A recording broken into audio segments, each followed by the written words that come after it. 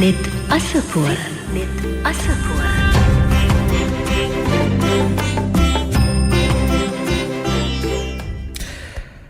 සබ්බ රසං ධම්ම රසං ජිනාතේ සබ්බ රතින් ධම්ම රතින් ජිනාතේ සියලුම රස පරදවා ධර්මය රසය දිනයි සියලු ඇලීම් පරදවා ධර්මයේ ඇලීම දිනයි ලෝ පහළ වූ විචාර කලාවන් හා මනුෂ්‍ය ජීවිතය රසවත් කරන දෙයට වඩා ධර්මය නම් වූ රසය දිනයි බුදුරජාණන් වහන්සේ ධර්ම රසය ලෝකයට බෙදා දුන්සේක ඒ තුළින් සුවහසක් දෙන රසවත්ව නිවුණෝය ඒ නිවීමට මඟ කියන සිත්නෙත් අසපුව අදත් අපි ආරම්භ කරන මේ මොහොතේ ඊට දායකත්වයේ සපයන්නේ කෑගල්ල මහපල්ලේගම පදිංචි ඒ.පී. ආනන්ද දමයන්ත සිල්වා මහතා ඒ වගේම ඒ.බී. ස්වර්ණාකාන්ති සිල්වා මහත්මිය යන පිරිස ඔවුන්ගේ සාදුතර දායකත්වයේ මතින් নমස්කාර පූර්වකව ආරාධනා කරනවා සෙනසුරාදා සිත්නිත් අසපුවේ දේශකයන්න් වහන්සේට ගම්පහ බවුන් පැලස නිර්මාතෘ අවසරයි වන්දනීය පූජනීය වල්පොළ ගෞතම ස්වාමීන් වහන්සේට සිත්නිත් අසපුව ධර්මානුශාසනාව පවත්වන්නට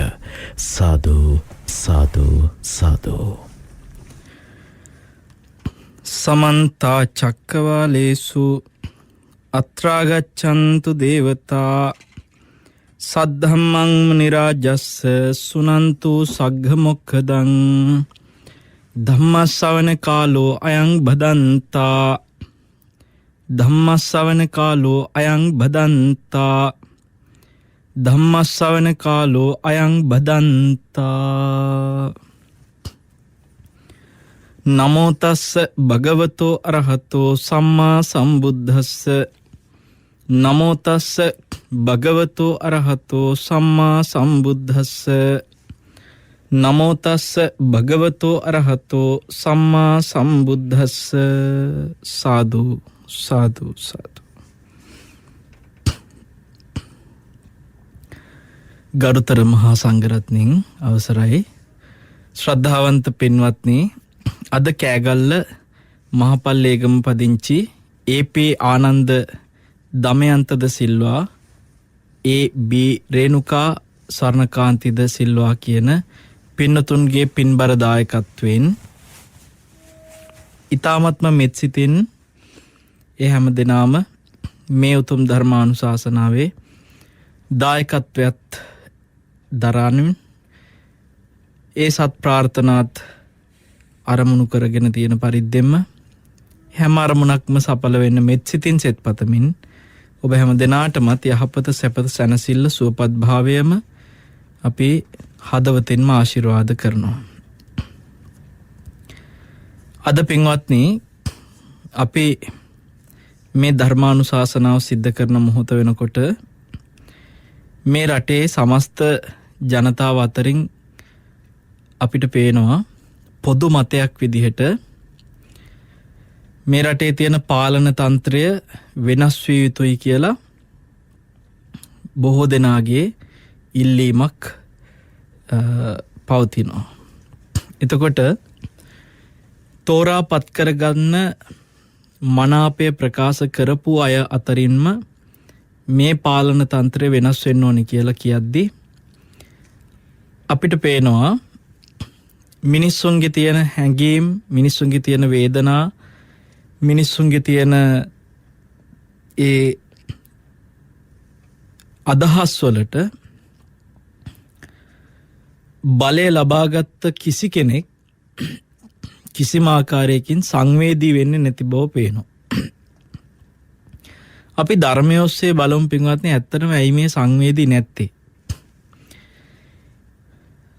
අපි මේක රටක් විදිහට කොයි රටේද කියලා නිශ්චිතව නෙමෙයි මේක පොදු ප්‍රශ්නයක් විදිහට බැලුවොත් මේ ලෝකයේ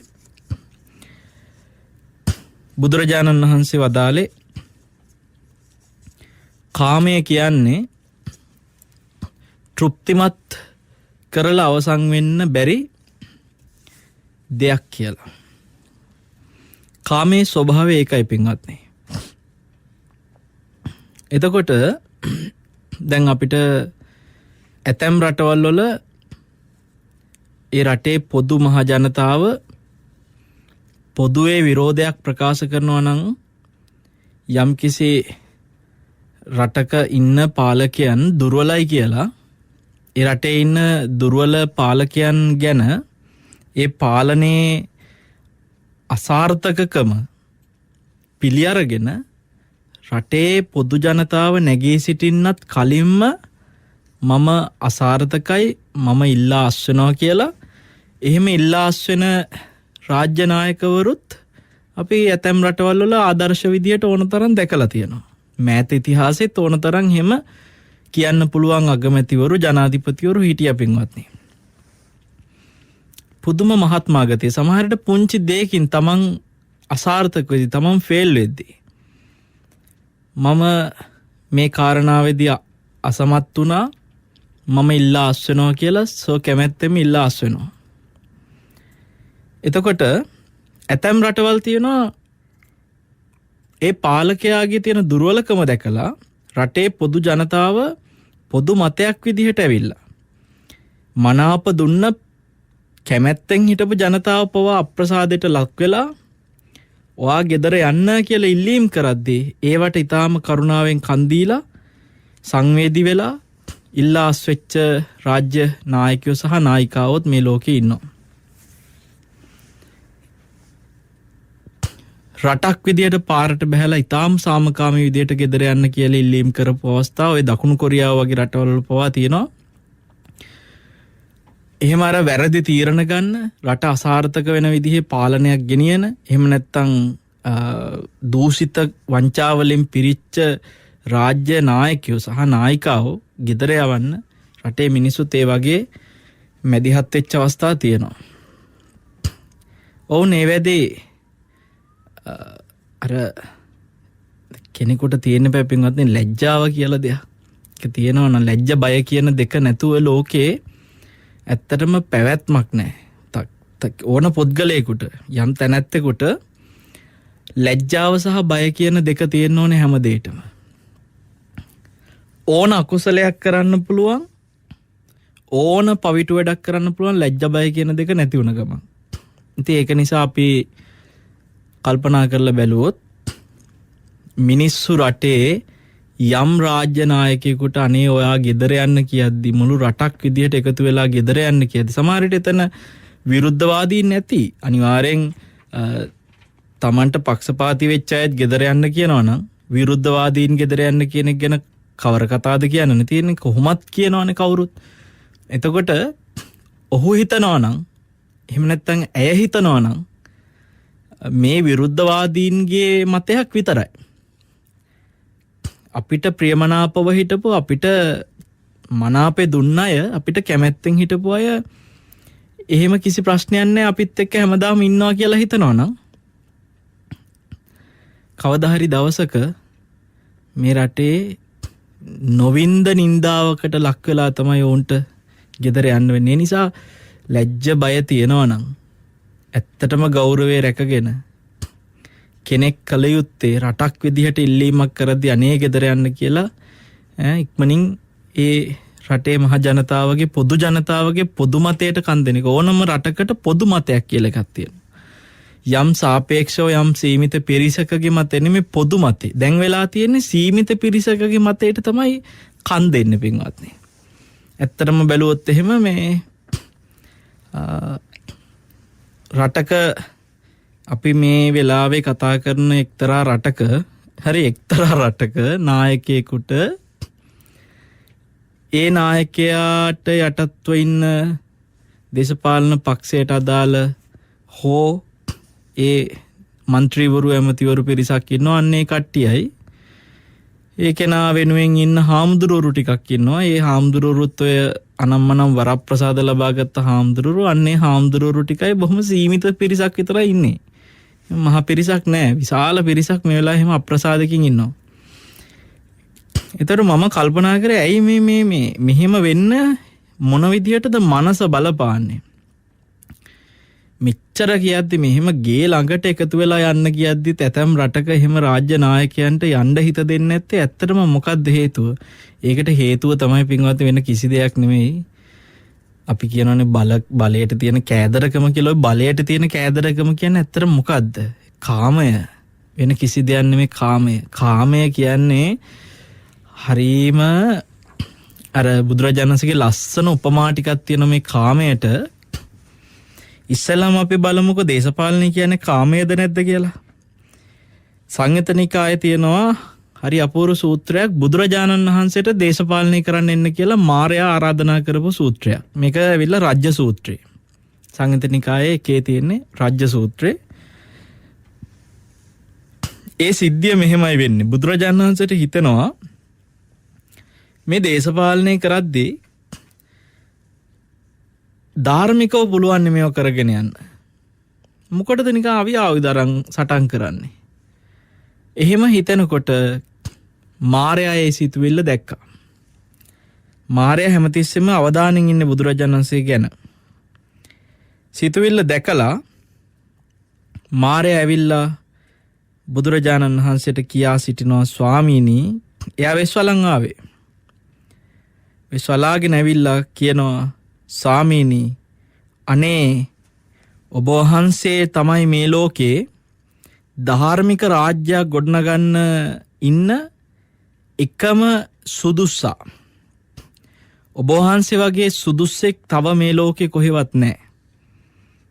මේ ලෝකේ ධර්ම රාජ්‍යයක් ගොඩනගනවා නම් ඔබ වහන්සේට විතරයි ඒක කරන්න පුළුවන්. ඔබ වහන්සේ ඇවිල්ලා මේ රාජ්‍ය බාර ගන්න කිව්වා. මේ රට කරන්න කිව්වා. ඔබ වහන්සේ එන්න දේශපාලනයට කියලා ඉල්ලීමක් කරන බුදුරජාණන් වහන්සේට. සුදු ඇඳලා උපාසක මහත්තයෙක් වගේ ඇවිල්ලා තමයි ඒක කතා කරේ දැන් මාරයා. බුදුරජාණන් වහන්සේ මේ මිනිහා කවුද කියලා දන්නවා. මේ මිනිහා නෙමෙයි තින්නේ. මනුස්ස ලෝකේ නම් මිනිහා කියන්නේ.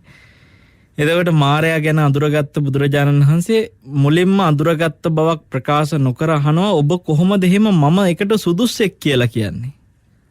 කියනවා ඔබ වහන්සේ සතර ඉරිදිපාද හොඳට වඩපු කෙනෙක්.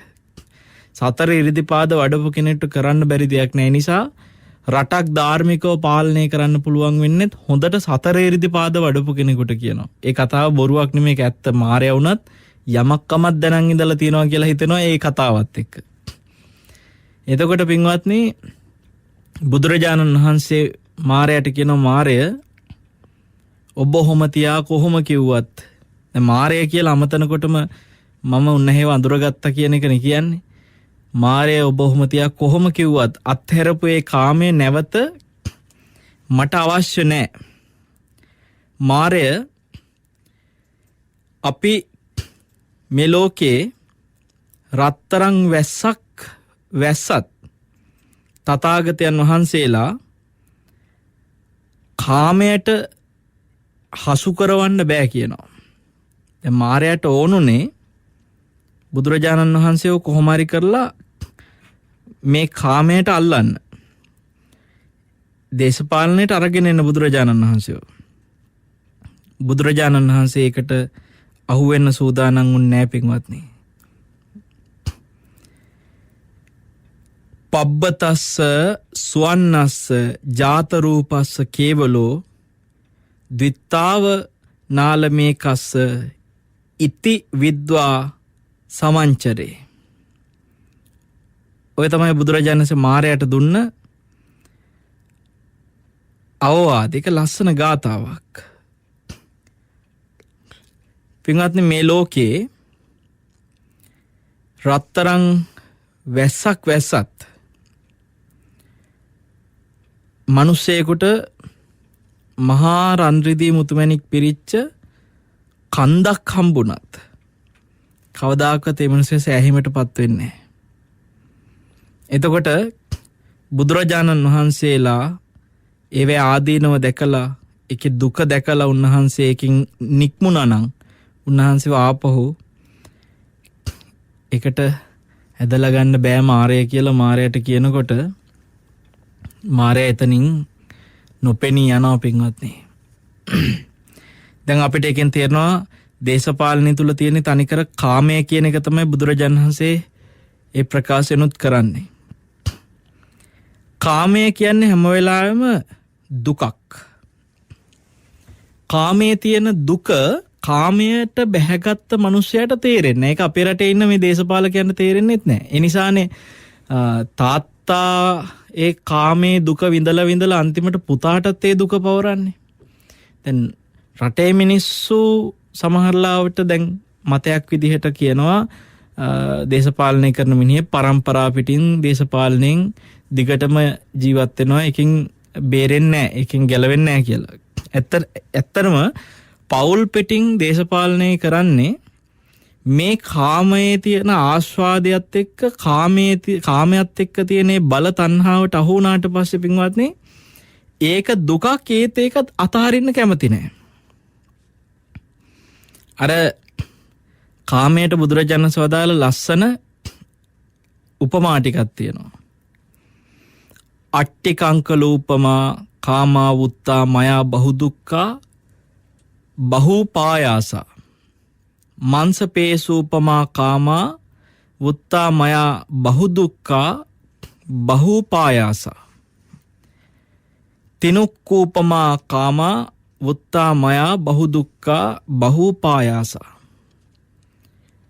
අංගාර කාසූපමා කාමා වුත්තා මයා බහුදුක්ඛා බහූපායාසා. ඔය විදිහට බොහෝ ලස්සන උපමා ටිකක් උන්වහන්සේ පෙන්නනවා. කාමය කියන්නේ හරියට නිකන් ලේ මස් නැති ඇට කෑල්ලක් වගේ කියනවා. එතකොට ඔබ දැකලා ඇති පින්වත්නි සාමාන්‍යයෙන් මස් කඩයක් ළඟ බල්ලෙක් බොහොම බඩගින්න ඉන්නකොට ඒ බල්ලෙකුට ඇට කෑල්ලක් හම්බුනොත් එහෙම ඒ ඇට කෑල්ල කකා ඉන්නවා. ඒක ඒ ඇට කොටස හපන්න එයාගෙම කට තුවාල වෙලා මේ දතුත් එක්ක එතන හමත් තුවාල කරගෙන එයාගෙම ලේවල රස එයාට අන්තිමට අර කටු කෑල්ලත් එක්ක එයාට නිකන් ඒක රසයක් දැන් තුවාලත් කරගෙන ඒක අතාරින්න කැමති නෑ.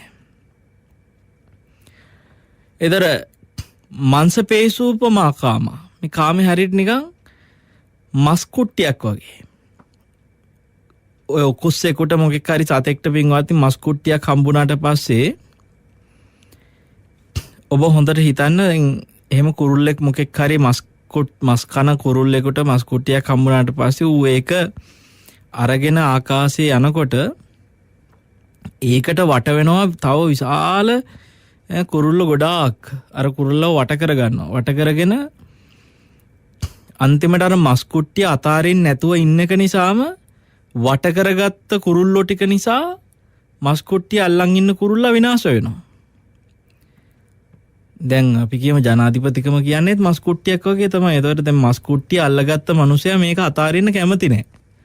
දාලා යන්න කියනවා කිව් කොච්චර කිව්වත් අහන්නේ නැහැ මේ මස් කුට්ටිය අතාරින්න කැමති නැහැ. ඒතකොට මොකද වෙන්නේ? දැන් වට වෙනවා කුරුල්ලෝ. වට වෙලා අර මස් කුට්ටිය අයින් කරන්න හදනකොට මේක අල්ලන් ඉන්න කුරුල්ලාම අන්තිමට විනාශ වෙනවා වගේ. ආකාශය ඔබ දැකලා ඇති සමහර එක කුරුල්ලෙක් අරන් යන දෙයට අනිත් කුරුල්ලෝ වට වෙලා අර කුරුල්ලට කොටලා ඌ සම්පූර්ණ තුවාල වෙලා අන්තිමට ඌට මස් කුට්ටියක් නැහැ ඌ මස් කුට්ටියක් වෙනවා. මේ වගේ පින්වත්නි ඇවිලෙන තනහුලක් වගේ තිනුක්කූපමා කාමා ගිනි අරගෙන ඇවිලෙන තනහුලක් වගේ නොඑක් විදියට උපමා කරනවා. ගිනි අඟුරු වලක් වගේ කියනවා.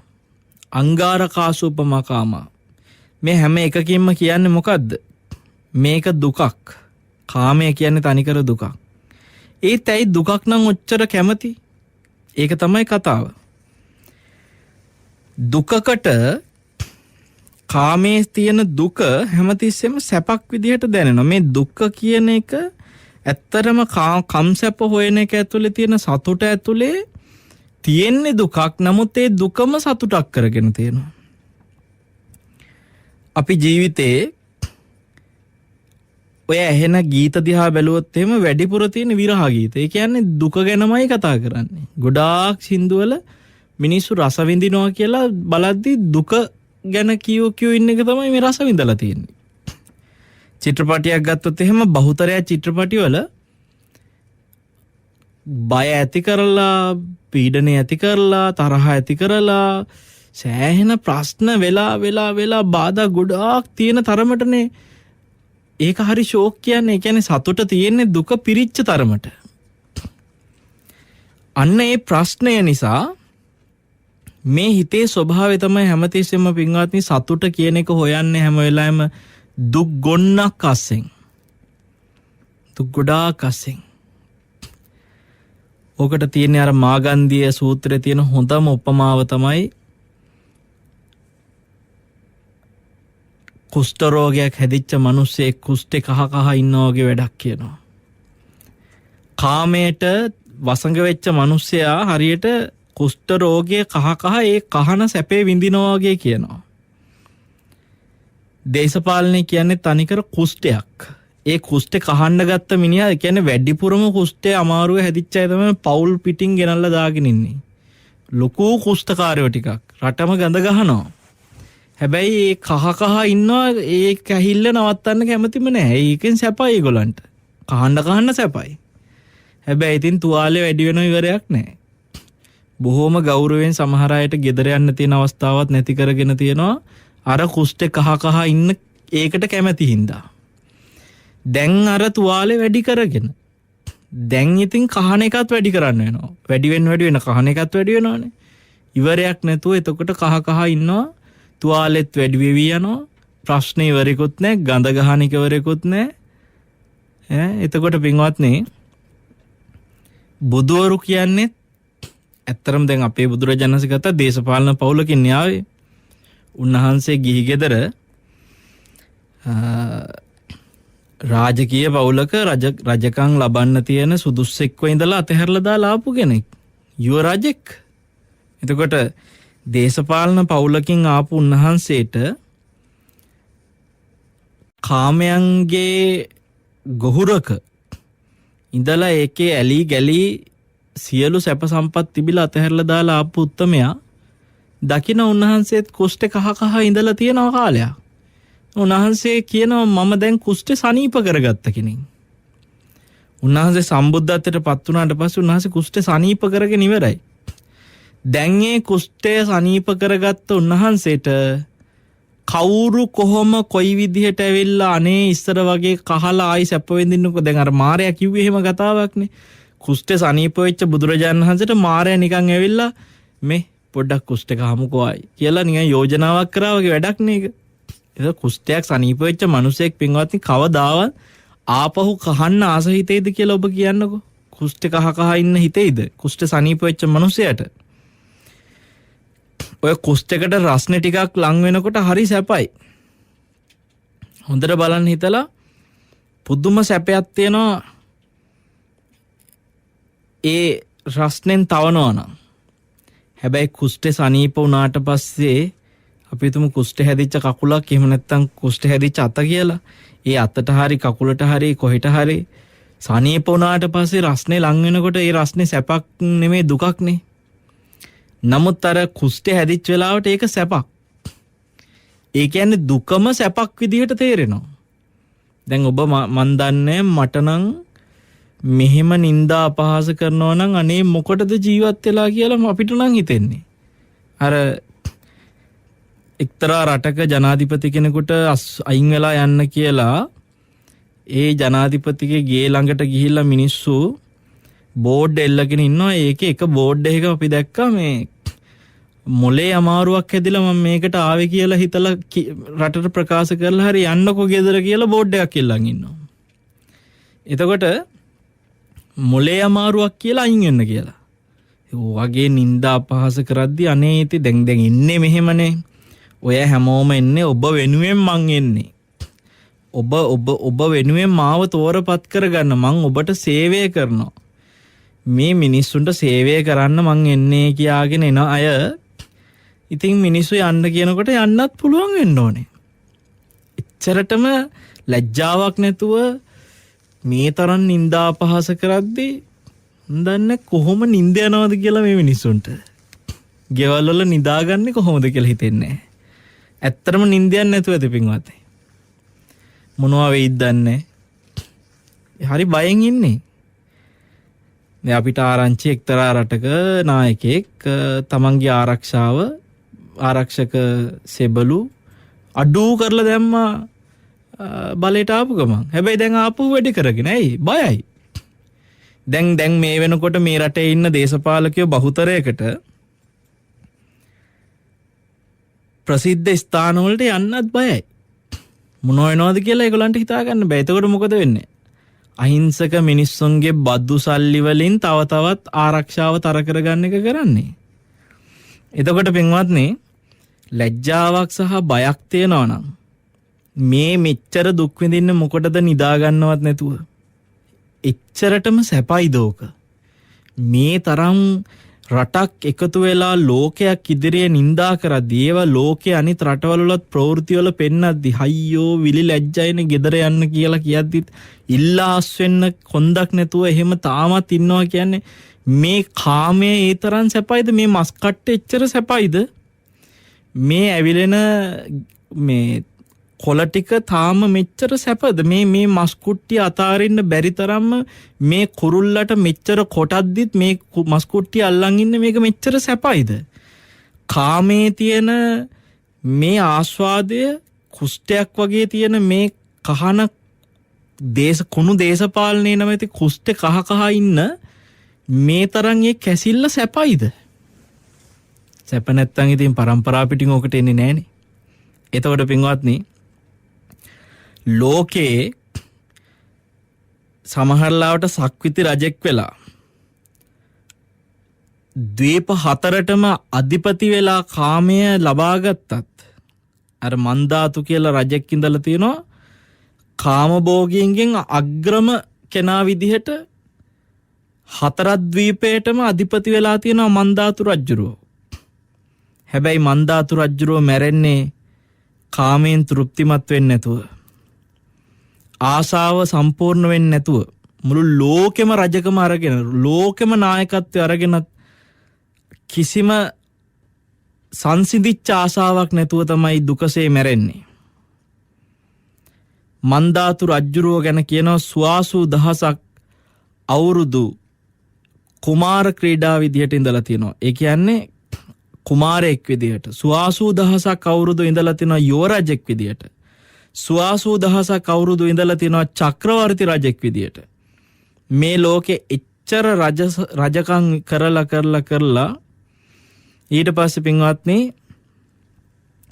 දැන් සක්විති රජෙක් වුණා කියන්නේ කිසිම කතාවක් නැහැ. කවදාක්වත් සක්විති රජෙ දුගතිය යන්නේ නැහැ. ඒක හැටි. සක්විති රජකම් කරන කෙනෙක් දුගතිය යන්නේ නැති වෙන්නේ එක හේතුවක් තමයි සක්විති රජුරෝ කවදාවත් අධාර්මික විදියට රාජ්‍ය පාලනය කරන්නේ, ආයුධ අරගෙන රාජ්‍ය පාලනය කරන්නේ. දසරාජ ධර්මයෙන් සක්විති රජෙක් රාජ්‍ය පාලනය කරන්නේ. ඒ නිසා සක්විති රජෙක් හැමතිස්සෙම උපෝසතයේ දවසට උපෝසත සමාදන් වෙලා අනෙක් ප්‍රාන්ත තමන් යටතේ ඉන්න රජවරුන්වත් ධාර්මික විදියට රාජ්‍ය ගොඩනගවලා ධර්ම රාජ්‍යයක් ගොඩනගන මුළු ලෝකෙම ධර්ම රාජ්‍යයක් ගොඩනගන කාලෙක තමයි සක්විති රජෙක්ගේ කාලයක් කියලා කියන්නේ. එහෙම සක්විති රජෙක් මරණින් පස්සේ දෙවියන් අතර උපදිනවා පින්වත්නි. ඔය කියන මන්දාතු රජුරෝ ඊට පස්සේ මේ මුළු 4 ද්වීපෙට, මේ කියන්නේ මුළු ලෝකෙටම රජ වෙලත් සක්විති රජෙක් විදිහට ලෝකෙම රජකම් කරලත් කිසිම තෘප්තියක් නැතුව මැරිලා සක්‍ර දෙවියන් විදියට දෙව්ලොවත් දිව්‍ය කාම සම්පත් විඳලා ඒකෙනුත් තෘප්තියක් ලබන්නේ නැතුව මැරිලා යනවා.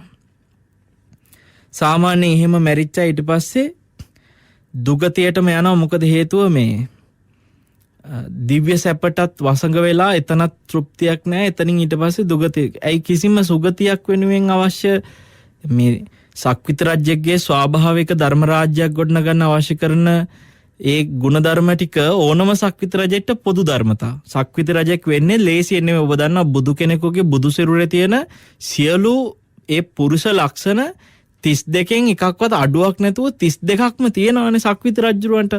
ඒතර ඒ 32 ලැබෙන්නේ නිකන් නෙමෙයි. ඒ 32 ලැබුණාට පස්සේ 32 තියෙන ආනිසංස විදියට සක්විති රජුරවන්ගේ ජීවිතේ ගොඩනගෙනවා එක්තරා ධාර්මික වැඩපිළිවෙලකට. ඒ නිසා සක්විති රජෙක් ස්වභාවිකවම මොනතරම් තෘප්තිමත් නැතුව කාමයට වසඟ වෙලා හිටියත් අධාර්මික රාජ්‍යයක් ගෙනියන්නේ නැහැ. ඒ නිසා දෙවියන් අතර ඉපදුණා.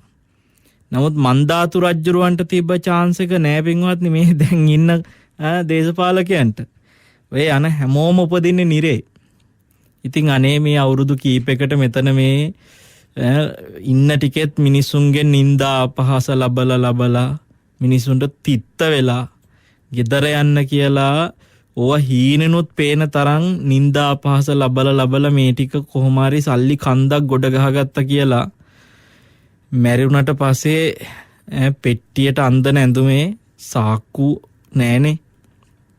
එතකොට ගෙනියන්නේ නෑනේ, කෙලින්ම නිරේනේ.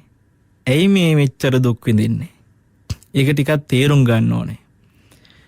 ඉල්ලා අස්වෙන්න තමන් අසාර්ථක බව පිළි අරගෙන ඉල්ලා අස්වෙන එක නින්දා සහගත නෑක හරි ගෞරවාන්විතයි. මිනිස්සු ලෝකයක් අභියස එහෙම නින්දා පහස කරද්දී ලැජ්ජාවක් බයක් නැතුව ඒකේ දිගටම ඉඳ හිතෙන එක ඇතුළේනේ තියෙන්නේ ලොකුම නින්දාව. ඒකින්ද කාමය කියන එකේ තියෙන ආදීනව කොච්චරද බලන්න පින්වත්නි. වට කරගෙන කොටද්දිත් කුරුල්ලෝ ඇවිල්ලා මස් කුට්ටිය අතාරින්න හිතෙන්නේ නැහැ කියනවා අර ඒ මස් කුට්ටිය අරගෙන යන කුරුල්ලට. ඉතින් ඒක නිසා මේ කාමයන් මේක නිකන් අර සර්ප හිසක් කියලා උපමා කරනවා.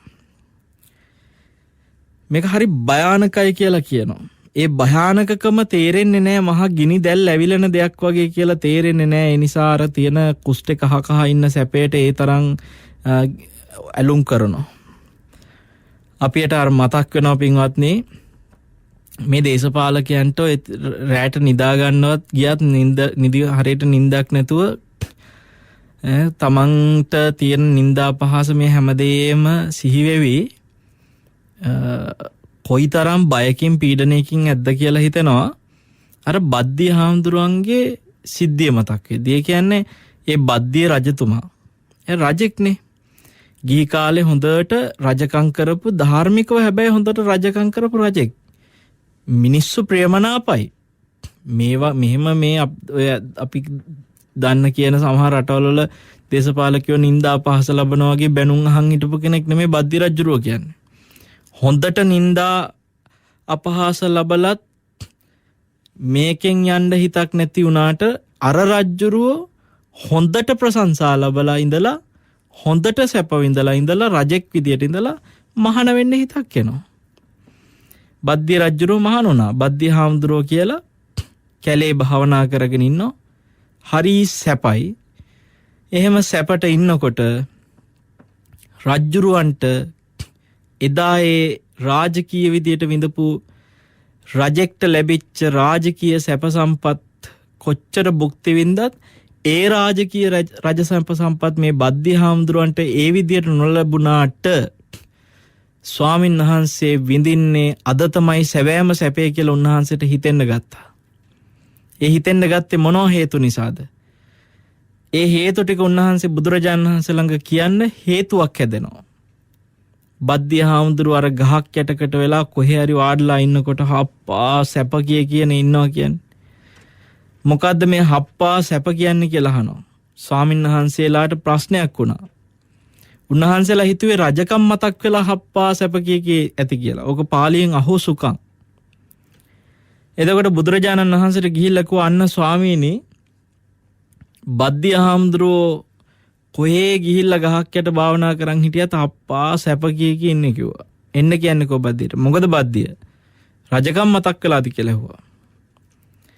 අනේ ස්වාමීනි අපි මෙතන ඇත්තටම මේ පැවිදි ජීවිතයක තියෙන ආනිසංස මට තේරෙන්නේ හිතාගන්න බෑ. මේ තරම් සැපයක් තීද්දී මම මොන හේකට ජීවිතේ අර දේශපාලනයක් බදාගෙන දුක් විඳද කියලා මට හිතෙනවායි කිව්වා. ස්වාමීනි එදා මම ආයුධ සන්නද්ධ සෙබළු වට කරගෙන පුරවගෙන ආරක්ෂාව තර කරගෙන හිටියේ කියනවා. දැන් ඔය වර්තමානයේ දේශපාලකයෝ මේ සෙබළු පුරවගෙන ආයුධ සන්නද්ධව ඉන්න සෙබළුන්ගෙන් ආරක්ෂාව තර කරගෙන ඉන්නෙත් මිනිස්සුන්ගේම සල්ලිනේ. ඒගොල්ලෝ ගෙදරින් ගෙනල්ලා මේ තමන්ගේ ආරක්ෂාව සපයගෙන නෙමෙයිනේ පින්වත්නි. එතකොට මිනිස්සුන්ගේ සල්ලි වලින් තමයි ඇත්තටම ඔවුන්ගේ ආරක්ෂාව තර කරගෙන තියෙන්නේ. රජවරුත් එහෙම තමයි. රජවරුත් බදු අය කරනවා මිනිස්සුන්ගෙන්, භාණ්ඩාගාරයට ධනය පුරව ගන්නවා. ඒ වෑන් බලය හදාගන්න ආයුධ සන්නද්ධ සෙබළු පුරවගෙන වැසිකිළියට ගියත් හතර පැත්තටම ගාඩ් එක දාගෙන තමයි වැසිකිළි කිස කරගන්නේ. ඒ කියන්නේ වැසිකිළිය වටේත් ඉන්නවා ආයුධ සන්නද්ධ සෙබළු. ඉතින් කොයි වෙලාවෙ එතන වැසිකිළි කැසිකිළි කර කර ඉන්නකොට ඇවිල්ලා මරලා දාන්නත් පුළුවන් රජෙක්ව.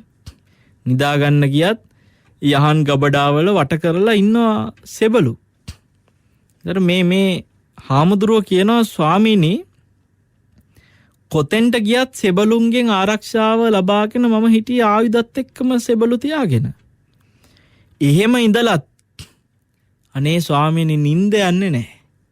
පුදුම බයක් තිබ්බේ. එච්චර සෙබළු ආරක්ෂා සන්නද්ධව මට ආරක්ෂාව දුන්නට මගේ හිතට හැමතිස්සෙම තියෙනවා ස්වාමීනි බයක්. කොයි වෙලාවේ මට ජීවිතේ දාලා යන්න වෙයිද දන්නේ. කවුරු ඇවිල්ලා මාව මරයිද දන්නේ. කොතනදි මාව මරයිද දන්නේ.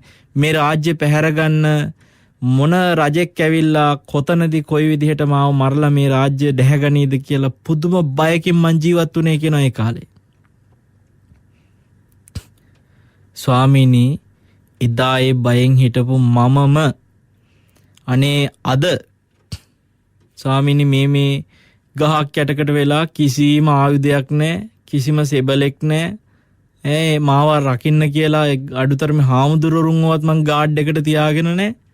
කාත් කවුරුත් නැහැ. ඔය තනියෙන් ගහක් පල්ලේ මං වාඩි වෙලා ඉන්නකොට අනේ ස්වාමීනි මට කල්පනා වෙනවා මේ මමමනේ එදා අර එහෙම ආයුධ සන්නද්ධ සෙබළු තියන් ඉඳලත් බයෙන් තැති ගැනීමෙන් පීඩණයෙන් හිටියේ. මමම එදා එච්චර සෙබළු ඉඳලත් නිින්ද යන්නේ නැතුව දුකෙන් බයෙන් හිටියානේ ස්වාමීනි. අද මෙලෝ සෙබලෙක් නැතුව මෙලෝ ආයුධයක් නැතුව කිසිම බයක් නැතුව මම මේ ගහක් පල්ලේ වාඩිලා ඉන්නකොට මට හිතා ගන්න බෑ ස්වාමීනි. මමම මේ තරම් කිසි බයක් සැකක් නැතුව මෙහෙම කොහොමද ඉන්නේ?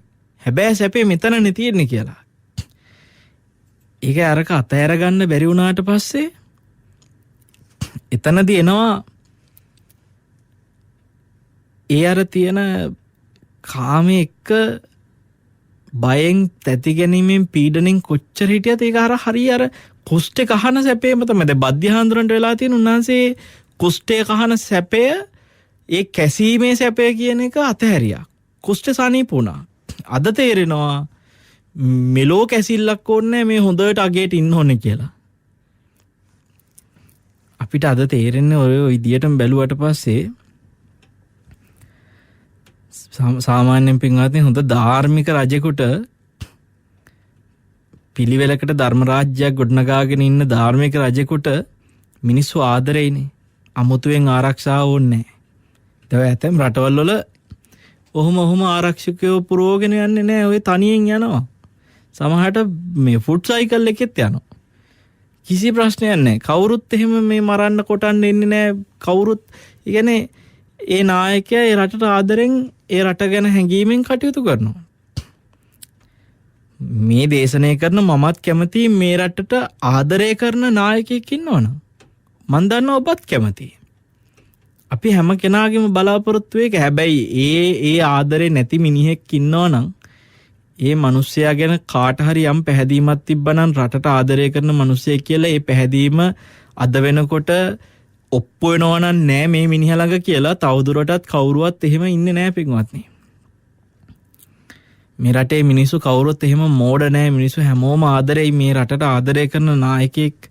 මේ රට විනාශ කරන්න නැති නායකයෙක් කෙනාට තමයි කවුරුත් කැමති. අද බලන්න නිකන් හිතලා මිනිස්සු දුක් විඳිනවා. හැබැයි ඔවුන් උපරිමම සැප විඳිනවා. හරි නායකයෙක් මේ වෙලාවේ ඉන්නවා නම් මේ රටේ තියෙන මිනිස්සු විඳින දුක දැකලා ඔහුත් සංවේදී වෙනවා. ඔහු අනිවාර්යෙන් තමන්ගේ මේ මැති ඇමති ඔය සනුහරයක් ඉන්නවනේ ඔක්කොටම කියනවා තමුන්නාන්සලා ලෑස්ති වෙන්න එපා කරන්ට් එක මේ කපන්න එපා කියලා එහෙම කියන්නේ. තමුන්නාන්සලාගේ නිවාසවලට මගේ පුද්ගලික නිවසටත් විදුලිය විසන්ධි කරන්න ඕනේ. මේ රටේ මිනිස්සු දුක් විඳිනවා නම් මමත් එතන ඉන්නවා. තමුන්නාන්සලත් ඒ විදියට ඉන්න. අන්න එහෙම කියන්න බෑ.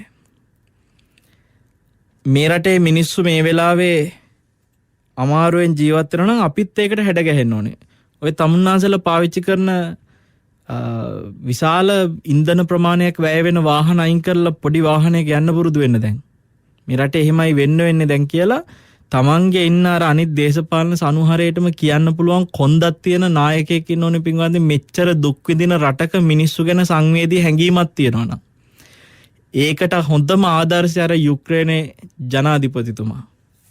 අපිට පේනවා ඇමරිකාවෙන් කතා කළා යුද්ධයක් පටන් ගන්නකොටම ඔයා එන්න ඇමරිකාවට. ඔයාට අපි මෙහි නවතින්න ඔක්කොම පහසුකම් ටික දෙන්නම්. ඔයා ඔය යුද්ධේ වෙරණකම් මෙහි ඇමරිකාවට ඇවිල්ලා ඉන්න කිව්වා. මේ මිනිස්සයා හරි ලස්සන උත්තරයක් දෙනවා. යුක්‍රේන ජනාධිපතිතුමා මං ඕගොල්ලන්ගෙන් සහාය කියලා බලාපොරොත්තු වෙන්නේ මට ඇමරිකාවේ සංචාරයක් නෙමෙයි කිව්වා.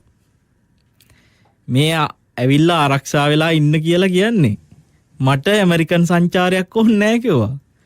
මට ඕනේ ආයුධ කිව්වා. දැන් මේ රටවල වලින් ආයුධ දෙනවා. දැන් අපි මෙතන පින්වත් මේ ආයුධ දෙන එක හොඳයි කියන එකවත් වෙන මොනවත් නෙමෙයි මේ කියන්නේ. රටේ මිනිස්සු තනි කරන්නේ නැතුව රටේ මිනිස්සුන්ත් එක්ක එකට ඉන්නවා කියන හැඟීමෙන් මේ මිනිස්සු වැඩ කරනවා. මිනිස්සුත් එක්ක එකට ඉන්නවා කියන්නේ මිනිසුන්ට එක නීතියක්. මිනිස්සු අඳුරේ අපි එළියේ. එළිය කියන්නේ ආලෝකේ. මිනිස්සු අන්ධකාරේ අපි ආලෝකේ. මිනිස්සු කන්නේ අමාරුවෙන් අපි ඉන්නවා හොඳට සැපෙන්. සමහර මේ රටේ ප්‍රධාන රට පාලනය කරන ඇතැම් දේශපාලකයන්ගේ දරුවෝ අතරේ එක්තරා දරුවෙක් පහුගිය දවසක අපිට ආරංචි වෙනවා මිලියන 30 ගානක චිත්‍රයක් මිලදී ගන්නවා. මේ දේශපාලක දරුවෙක් රටේ ඉහළම දේශපාලකයෙක්ගේ දරුවෙක් මිලියන 30 ගානක චිත්‍රයක් මිලදී ගන්නවා. ඕන් විවිධ රටවල වල ගිහිල්ලා බොහොම සැපට ජීවත් වෙනවා. ඉතින් මිනිස්සුන්ට මේවා පේනකොට මිනිස්සුන්ගේ හිත කැකෑරෙනවා. ඒ මිනිස්සුන්ගේ හිත කැකෑරෙනකොට මිනිස්සු ඒක ඒ වේදනාව කියන්න හඬ නගනකොට ඒකත් කටවහනවා. ඉතින් අපිත් මේ වෙලාවේ නිහඬව ඉන්නවා නම් ඇත්තටම මේ වෙලාවේ මිනිස්සු ගැන සංවේදීකමක් නැහැ. අපි හැමෝටම මේ වෙලාවේ යුතුයකමක් තියෙනවා.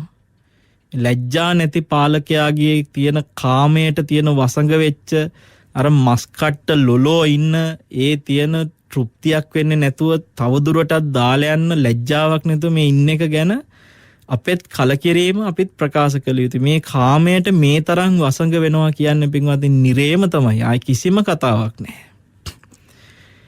නිරේ නිරිසතෙක් වෙලා බොහෝ දුක් විඳිනකොට තේරෙයි ලංකාවේ දේශපාලනය කරපු ඒ පුංචි කාලේ මොකක්ද ඒක ඒ චූටි කාලෙට ඇයි මං ඔච්චර වසඟවනේ කියලා තේරෙයි. ඒ නිසා අපිට ඇත්තටම අනුකම්පාවක් ඇති කරගන්න ඕනේ. අනුකම්පා කළ යුතු සත්වයෝය.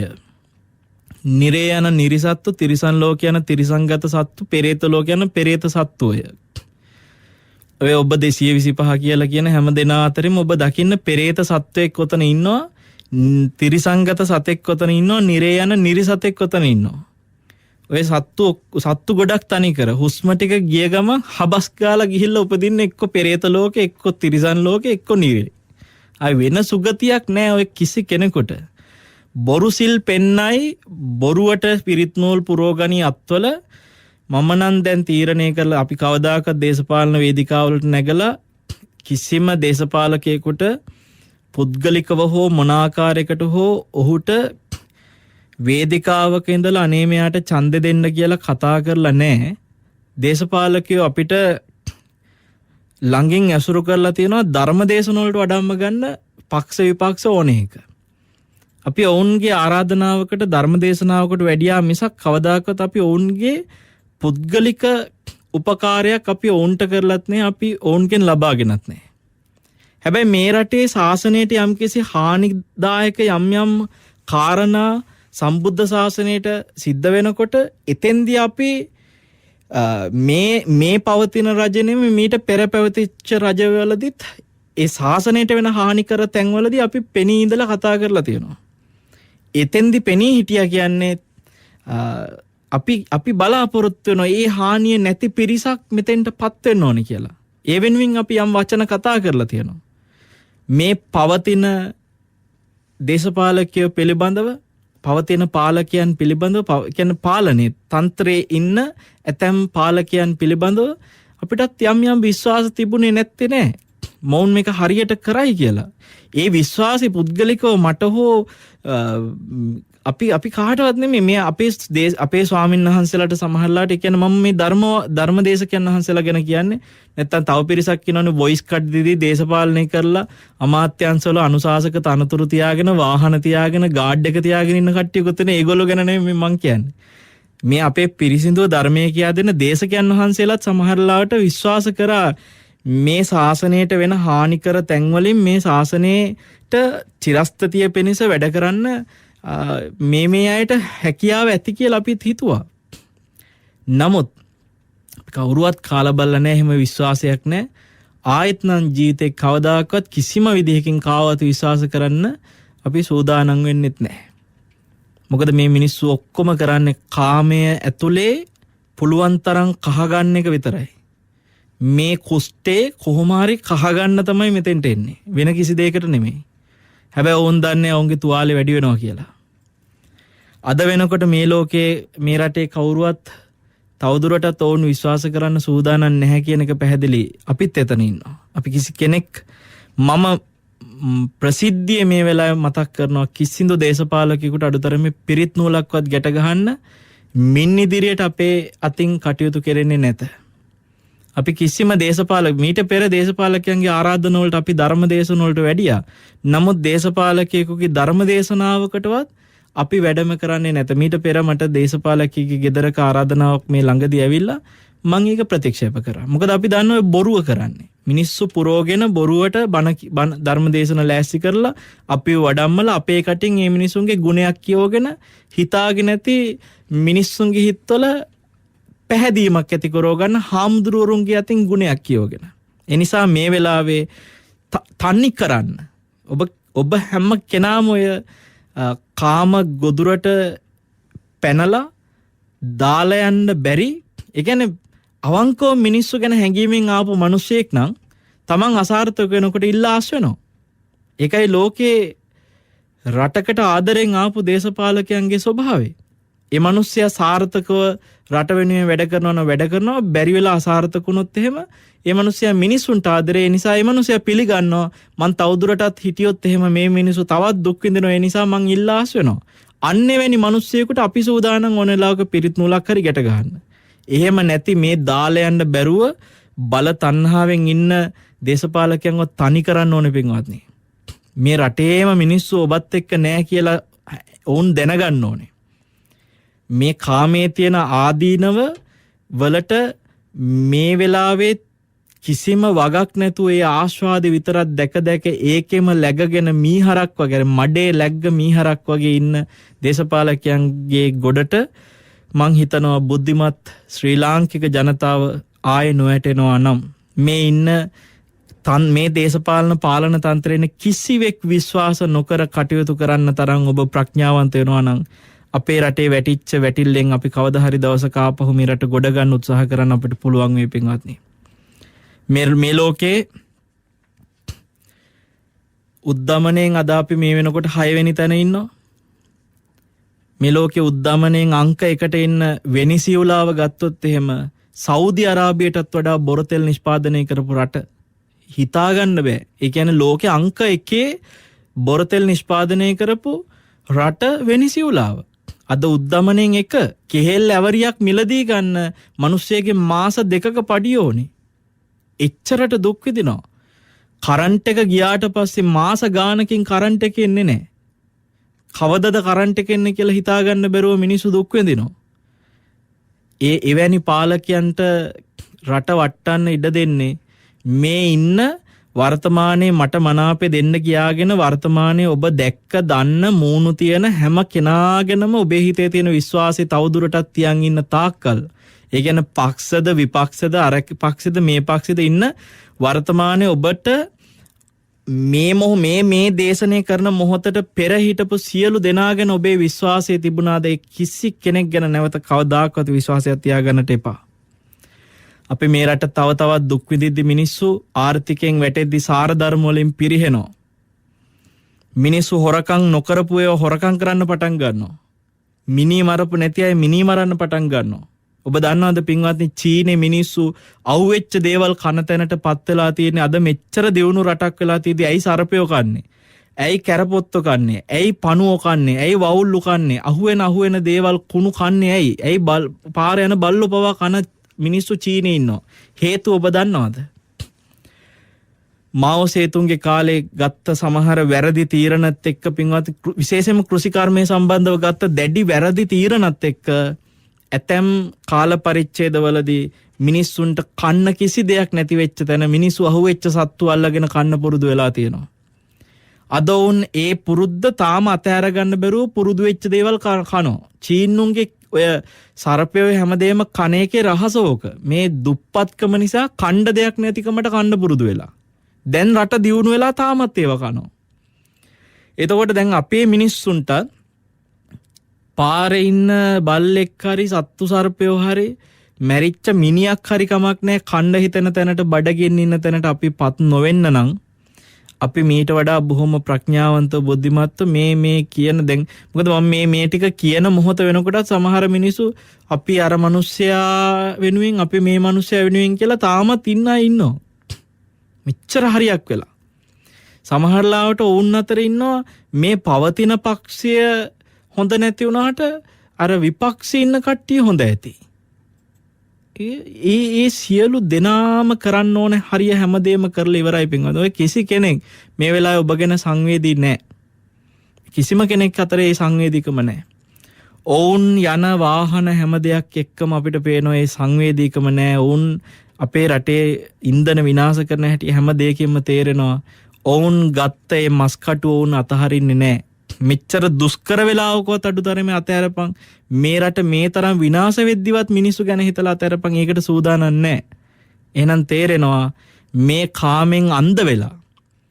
අන්ධ වුණාට පස්සේ ඇත්ත පේන්නේ නැහැ. අන්න ඒ නිසා ඒ අන්ධ වෙච්ච මිනිස්සු ගැන තියෙන මේ විශ්වාසයෙන් ඔබ ඈත් වෙන්නට කටයුතු කළ යුතුයි. අපිත් ඒ ඔබට පොරොන්දු වෙනවා. මතු යම් කවදාක හෝ ඔවුන්ට අපි ධර්ම දේශනාවක් සිද්ධ කරලා වුන් වෙනුවෙන් මෙන්න මේ ආකාරයෙන් අපි ඔබට ඉන්නවා කියලා කිසිම ආකාරයකින් අයි මොනම විදියකින්වත් ධර්මයෙන්වත් පෙනී සිටීම නැහැ. මොකද ධර්මයක් පාවිච්චි කරන්නේ තමන්ගේ පුද්ගලික වාසියකට පමණයි නිසා. කාමයෙන් අන්ධ වෙච්ච මිනිහට ධර්මයෙන් ඇති වැඩකුත් නැහැ. මොකද මේ මිනිහාගේ අන්ධ වෙලා ගිහිල්ලා. මිනිහාක බේරන්න බැරි තරමට අසුචි වලේ වැටලා ඉවරයි. අපි ඔබට හැම වෙලාවෙම මේ බුද්ධ ශාසනය තුල මේ අපිට මේ රටේ මොන විදිහට මොනවා හිමි වුණත් ඔය දේශපාලකයන්ට මේ රටේ තියෙන අපිට ලැබෙච්ච ධර්ම දායාද අහිමි කරන්න බෑ. මොනවා හිමි වෙලා ගියත් අපිට ශාස්ත්‍රුන් වහන්සේගේ මහා ධාතුන් වහන්සේලා මහා ස්කන්ධයක් තියෙනවා. ද්‍රෝණයක් ධාතුන් වහන්සේලා වැඩ ඉන්න රුවන්වැලි මහා සෑය තියෙනවා. ඒ වගේම තව බොහෝ බුද්ධ ධාතු මේ පින්බිමේ තියෙනවා. මේ රටේ මොනවා අහිමි කළත් ඔය දේශපාලකයන්ට මේ වටිනා මහා ධාතු නිදානේ නැති කරන්න බෑ පින්වත්නි. ඒ නිසා අපි තවමත් පොහොසත්. අපි ධර්මයෙන් පොහොසත්. අපි පිනෙන් පොහොසත්. අපේ ඒ පොහොසත්කම මත පිහිටලා අපි නැවත කොහොම හරි නැගිටින්නට අවශ්‍ය අදිස්ථානය අපි හැම කෙනා තුළම පුද්ගලිකවම ඇති කරගෙන අපි සියලු දෙනාම මේ වෙලාවේ පින්වත්නි එක මතයක් ඇතුළේ එකට හිට ගන්නට ඕනේ.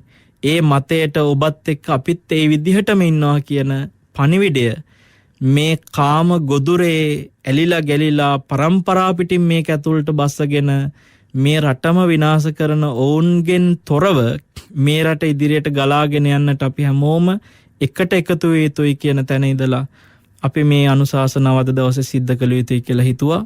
ඇත්තටම අපි වෙනදා කරන දේශනාවකට වඩා හාත්පසින්ම ගොඩාක් වෙනස් මේ මොහොතේ මේ රට එන්න අගාධයටපත් වෙන්නේ මේ කාමයට එක්ක ගොදුරු වෙලා ගිහිල්ලා කාමෙන් අන්ධ වෙලා කාමයෙන් මුසපත් වෙලා තෘප්තිමත් නොවි තවත් විනාශ කරන මේ සීමිත පිරිසක් මේ පුංචි පිරිසක්. හැබැයි ඒ පුංචි පිරිස නිසා මහා විශාල කෝටි ගාණක් මිනිස්සු දුක් විඳිනවා.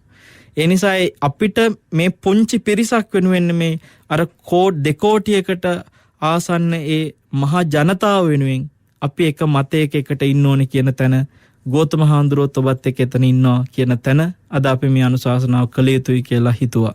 අපි හැමදාම රටේ ශාසනයට යම් ප්‍රශ්නයක් වෙන තැන, රටට යම් ප්‍රශ්නයක් වෙන තැන රට වෙනුවෙන් කතා කරේ, රට වෙනුවෙන් පෙනී හිටියේ. අදත් මේ මොහොතෙත් ඉන්නේ රට වෙනුවෙන් මෙතනයි කියන එක අපි මේ උතුම් අනුශාසනාව තුළින්ම සිහිපත් කරනවා. කාමයේ ආදීනව ඔවුන්ට විතරක් නෙමෙයි අපිටත් වැටහෙවා.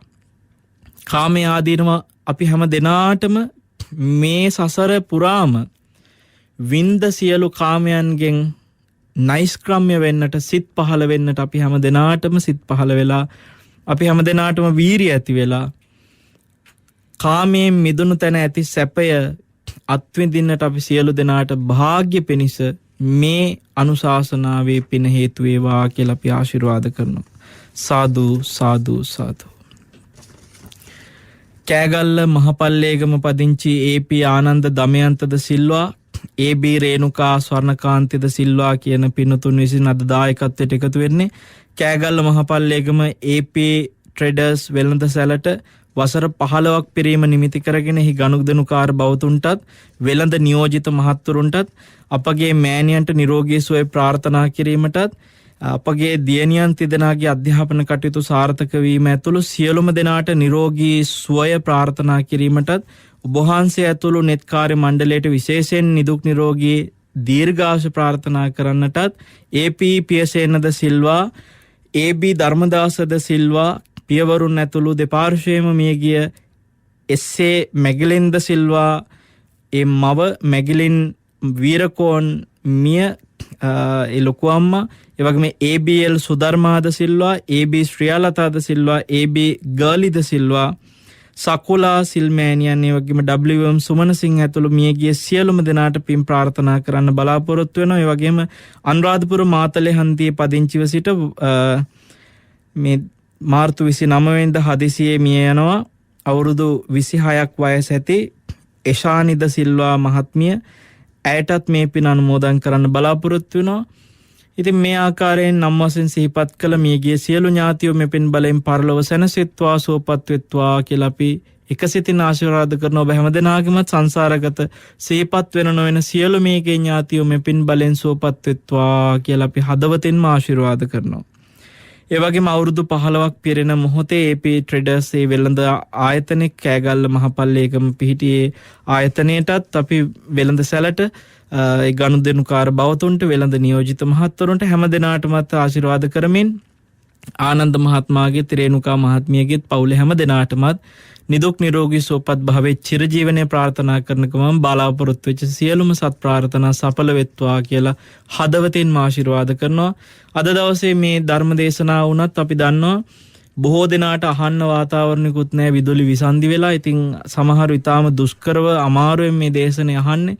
හැමෝම අමාරුවෙන් තමයි ජීවිතේ ගැට ගහගෙන යන්නේ. ඉතින් හැම දිනාටම මේ වෙලාවේ මෙත් සිතින් සෙත් ප්‍රාර්ථනා කරන ඔබට තියෙන මේ දුෂ්කරකම් ඉක්මනින්ම මගහැරිලා සුවපත්ව සුවසේ ධර්මය අවබෝධ කරන්න පුළුවන් වාතාවරණයක නිදහසේ තමන්ගේ මනස හසුරවන්න සියලු පින් හේතු වෙත්වා කියලා දෙවියොත් සතුටින් මේ පින් බලෙන් දෙව්ලොව සැනසෙත්වා, සුවපත් වෙත්වා. සිහිපත් වෙන නොවන ඔබ සියලු සෑම දෙනාටම වචනකින් හරි සහ සම්බන්ධ වෙලා අපිට මේ වෙලාවේ ආශිර්වාද කරන සියලු දෙනාටත්, ඒ වගේම නෙත් ආයතනයේ අධිපති අපේ පින්වත් නිහාල් මහත්මයාට, ඒ වගේම සභාපතිතුමා සහ අපේ ප්‍රධාන විධායක නිලධාරීතුමා අසංග මහත්මයා, ඒ වගේම වරුණ එදිරිසිංහ, අපේ සමීර මහත්මයා ඇතුළු ආගමික අංශයේ පින්වතුන් ප්‍රධාන සියලු නෙත් කාර්ය මණ්ඩලයට, ඒ වගේම නෙත් ශ්‍රාවක ශ්‍රාවිකා හැමදාම අපිත් එක්ක සෙනෙහසින් එකතු වෙන සියලු ශ්‍රාවක ශ්‍රාවිකාවන් හැමෝටමත් එකසේ මේ පින් හේතු වේවා.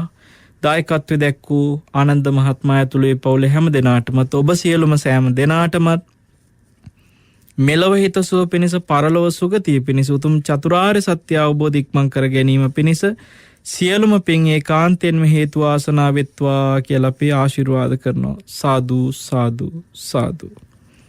ආකාසට්ටා ච බුම්මට්ටා දේවානාගා මහිද්దికා පුඤ්ඤන්තං අනුමෝදිත්වා චිරන් රක්칸තු ශාසනං චිරන් රක්칸තු දේශනං චිරං රක්칸තු ත්වං සදාති.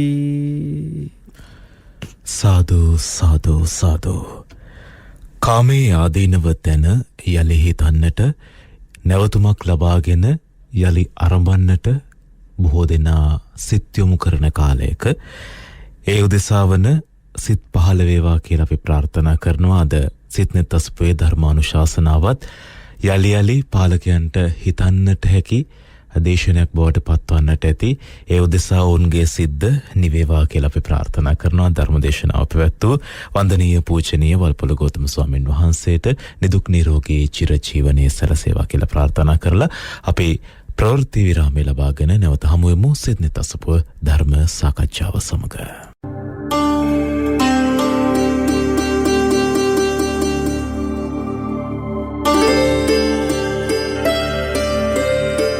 මෙත් නෙත් පාමුල නෙත් පාමුල.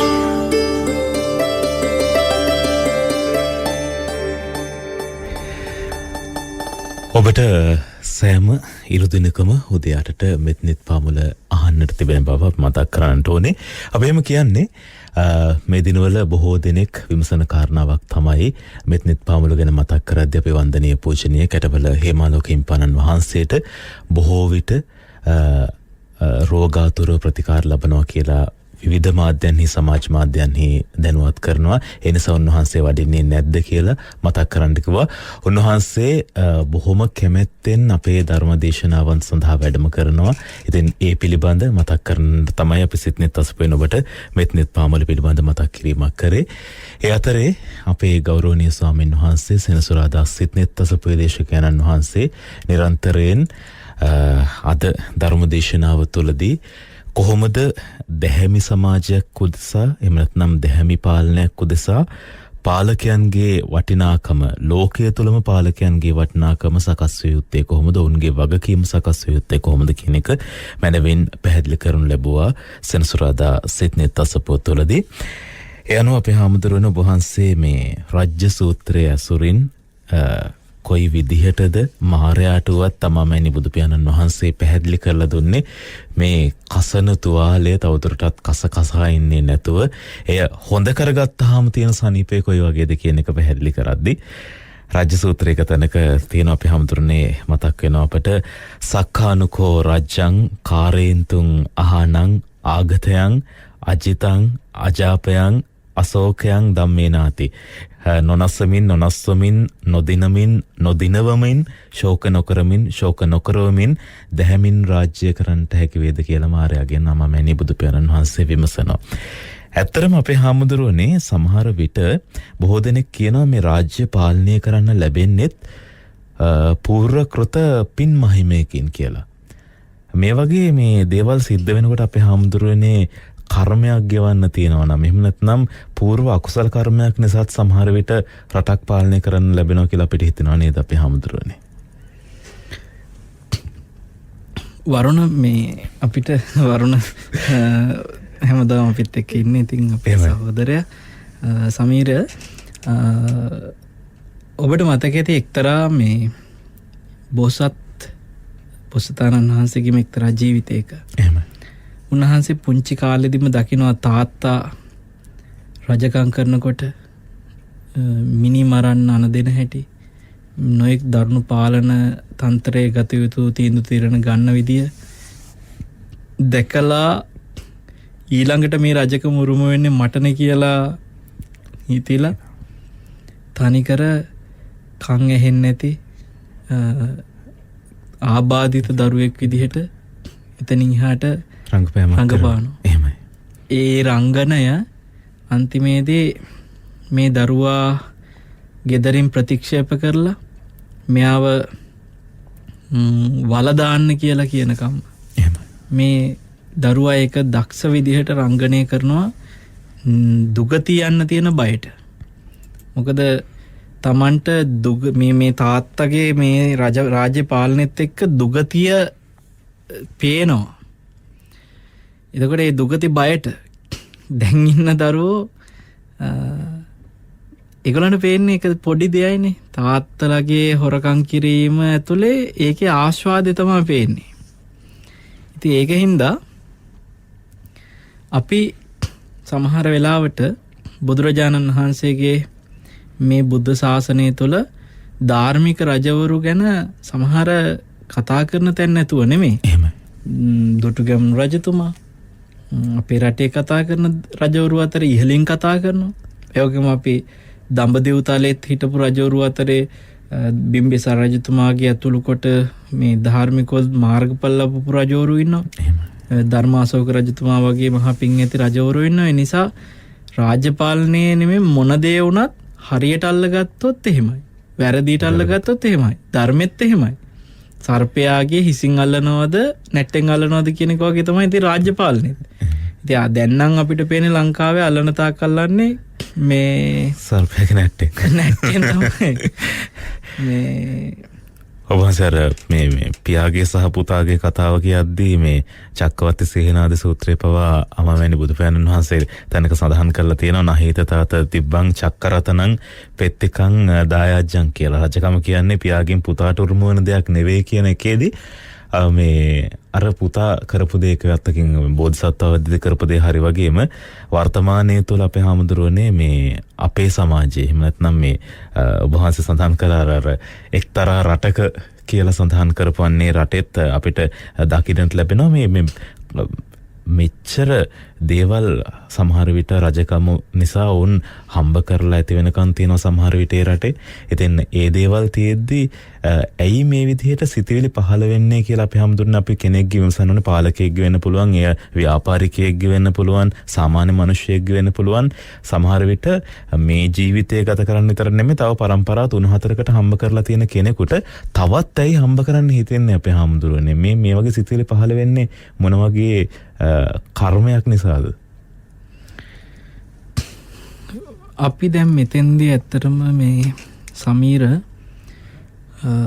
ඔවුන්ගේ කර්මය ඕන එකක් වෙච්චාවේ. ඔවුන්ගේ කර්මය ඔවුන්ම ගෙනිච්චාවේ. අපි මෙතන මිනිස්සුන්ට තියෙන කර්මය මිනිස්සුන්ට නිදහස් වෙන්න අවශ්‍ය මාවත අපි කතා කරමු. අපිට වැඩක්ම නෑ ඔය දේශපාලකයන්ගේ කර්මය. මොකද ඒ කර්මයට කරගහන්න අපිට හිතක් නෑනේ, ඔබට හිතකුත් නෑ, මට හිතකුත් නෑ. ඒකයි අපි හොඳට මම කිය දේශපාලකයන් විතර නෙමෙයි සමහර විට අපේ මේ ධනවත් පිරිස වෙන්න පුළුවන්, සාමාන්‍ය මිනිස්සුෙකුට වෙන්න පුළුවන්. මේ අපිට හම්බ කරලා ඇති වෙන්නේ නැති අවස්ථාවලුත් තියෙනවා අපේ හැමදෙරෝනේ.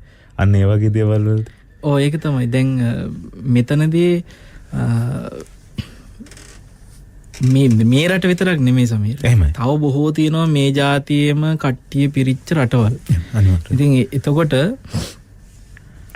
මේ වෑදී අපි කතා කරනකොට මේ තන්ත්‍රයේ තියෙන කියන්නේ මේ පාලකයාගේ තියෙන දුර්වලකමක් ගැන කතා කරද්දී රටේ මිනිස්සු තාම පාලනයට කලින් ඉඳලා සමහරට දැන් පාලනය නැතුව ආයි පාලනයේ බලාපොරොත්තුෙන් ඉන්න පිරිසක් ඉන්නවනේ. එයාලට ඉතින් අර මොන මගුල්ද වගේ තමයි. හරිද? ඒගොල්ලෝ හිතන් ඉන්නවා මේ දැන් මේ කවුරුත් මේ විරුද්ධ වෙන්නේ ඒගොල්ලන් වෙනුවෙන් පාරක් හදලා දෙන්න කියලා. එහෙමයි. ඉතින් මේ එතෙන්දි තමයි එයාලටත් වැරදිලා තියෙන්නේ. ඒකින්ද අපි මෙතන තේරෙන්න එක දෙයයි රට ඇතුලේ රටට ආදරයක් ගෞරවයක් නැති තමන්ගේ ජීවිතේ විතරක් තමන්ගේ පවුලේ තියෙන පරිසරයේ තමන්ගේ හිතවාදීන් තමන්ගේ ළඟ ඇසුරු කරන සමීපතමයන්ගේ පහසුව විතරක් හිතන පාලකයෝ අපි දන්න ඔවුන් මේ වෙනකොට දැන් මිනිස්සු පෙට්‍රල් පෝලිං වල ඩීසල් පෝලිං වල හිටියට ඔවුන් ඕන තරම් ගබඩා කරගෙන ඇති. බොහෝ කාලයකට යනකම්. ඒතර උන්ට ඒ දුක තේරෙන්නේ ඈ. ඒ දුක තේරෙන නම් ඔවුනුත් ඒ පෝලිමට එකතු වෙන්න ඕනේ. දැන් මම මේ බණ ටික කියන්නේ මම පෝලිං වල ඉඳලා මිනිසුන්ට පෝලිං වල ඉඳලා තෙල් ටික ගහගෙන මිනිසුන්ට බණ ටික කියන්නේ නහාම්දුරු කෙනෙක් විදියට. අපිට මේක තේරෙනවා. දැන් අද දවසෙත් අපි සිතෙන්තස් ආරම්භ කරන්න විනාඩි කිහිපයක් පරක් වුණේ අපේ හැමදෙරන්ට සෑහෙන දුෂ්කරතාවන් මැද තමයි මේ නෙත් මෙදිරිට එන්න සිද්ධ වෙන්නේ. එතකොට ඒ දුෂ්කරතාවේ සමස්ත රටේ මිනිස්සු විඳින දුෂ්කරතාවේ අපිත් ඒක විඳිනවා. දැන් මම ඇත්තටම වර්තමානයේ අපිට අපි පිච්චවනේ මේ ඒ ගස් ටික පවා පරිස්සම් කරගන්න පුදුම දුකක් විඳිනවා. මොකද අපිට මේ වතුර බෙදා හරිද්දි ගස්වලට ඒ වතුර ගහන්නේ වකන වතුර ගහන මෝටර් එක වගා මෝටර් භූමි තෙල් සහ ඩීසල්. එතකොට මිනිස්සුන්ට භූමි තෙල් ටික ඩීසල් ටික කෑන් වලට ගෙනියන්නවත් දෙන්නේ නැති විදිහට මිනිසුන් වෙනුවෙන් හැඟීමක් නැතුව එතන කටයුතු කරදී කියන්නේ මේ தත්තටපත් වෙන්නේ මේ පොදු ප්‍රශ්නයක් නෙමෙයි මේක. පාලකයාගේ තියෙන පුද්ගලික තීරණ ගත්ත වැරදිකමනේ. එතකොට ණයක් ගත්තා මේ ණය හරියට ආයෝජනයක් විදිහට පාවිච්චි කරන්න දන්නේ නැහැ ප්‍රයෝජනවත් දෙයකට නේ. ණයක් කරන් ඒක යම්කිසි දෙයකට යොදවනවා නම් ඒ ණය ගෙවන්න පොලියත් එක්කනේ ගෙවන්නේ. ඒ පොලියත් ලැබෙන රටට ආදායමක් එන දේවල් වලට ඒ ගන්න ණය යොදවන්න තමන් දැනගන්න ඕනේ. ඒ වගේ පාලනය කරද්දී පාලනය හරියට කරන්න බැරි වෙච්ච මෝඩයෝ ටික අද වෙනකොට රටේම මිනිස්සුන්ට ඔවුන්ගේ වැරදි තීරණවල දුක විඳින්න සලස්සලා ඔවුන් මේ දුක විඳින්න සූදානම් නැහැ. මේ මිනිස්සුන්ට වැඩි වේදනාවක් තියෙන්නේ ඇත්තරම් බැලුවොත් තමන් මේ දුක විඳින්න බැරිකමටත් වඩා මේක පොදු ප්‍රශ්නයක් වෙලා නැතිකම. අර එක තැනක ඇතැම් ප්‍රදේශයක කාන්තාවක් තියෙනවා. දැන් ඇය ඉන්න නිවෙස් තියෙන ප්‍රදේශයට ඕන හැම පැය 20තරම කරන්ට් තියෙනවලු අපේ හැමදෙරෝනේ. ඇය ප්‍රකාශ කරලා තිබ්බා. නමුත් කාර්යාලයට ආපුවම කරන්ට් නැහැ.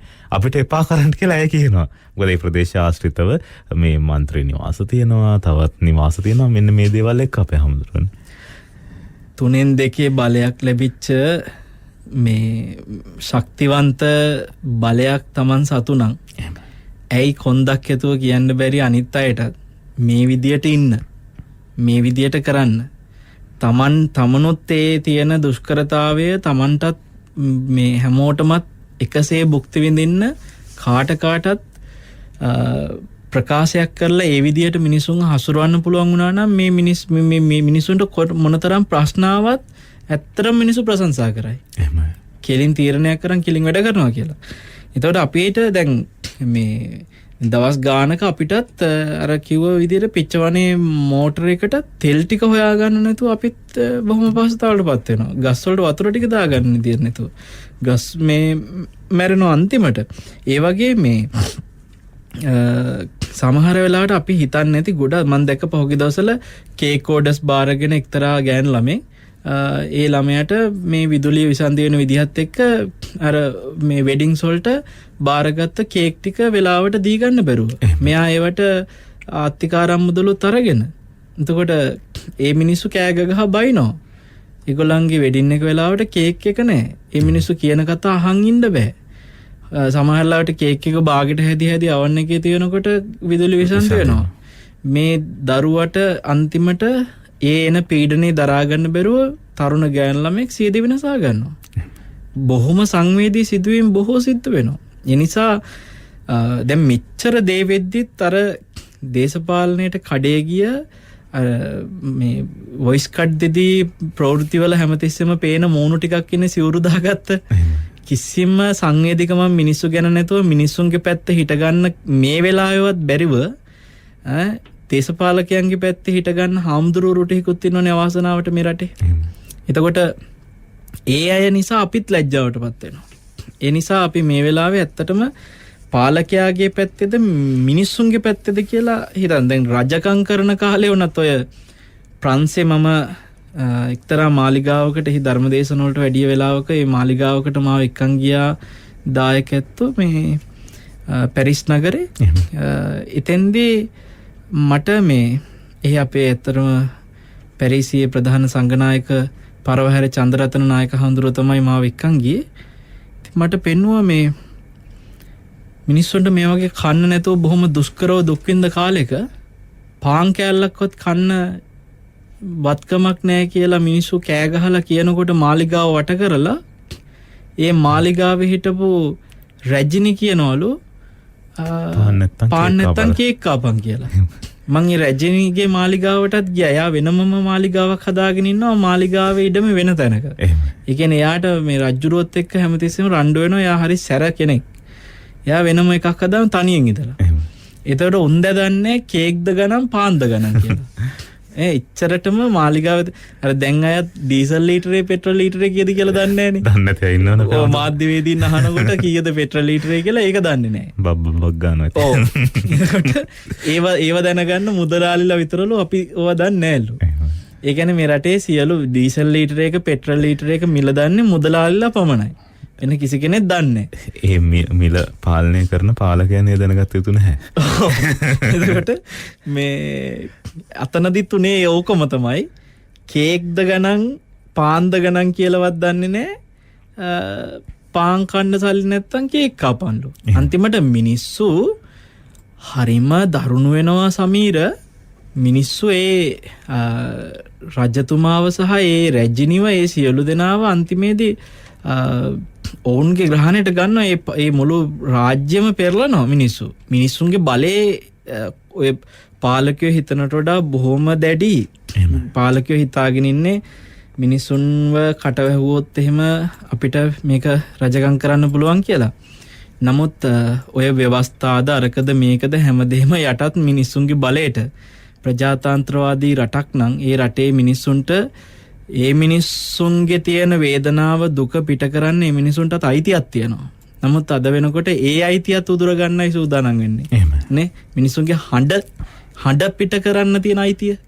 ඒ මිනිස්සුගේ වේදනාව පිට කරන්න තියෙන අයිතිය. ඒක මූලික මිනිස් අයිතිවාසිකමක් අපේ. ඕ දැන් ඔබ හිතන්න වේදනාවකින් කෑ ගහන අනේ අම්මේ අම්බෝගගා මිනිස්සෙක් වේදනාවකින් කෑ ගහනවා නම් ඒ මිනිස්සයා එහෙන් වේදනාව විඳින අතරේ අර වේදනාවෙන් කෑ ගහන මිනිස්සයාගේ කට වහලා හම්මේ අම්මෝගා කෑ ගහන එකත් වහන්න හදනවා වැඩක් නෙමේක.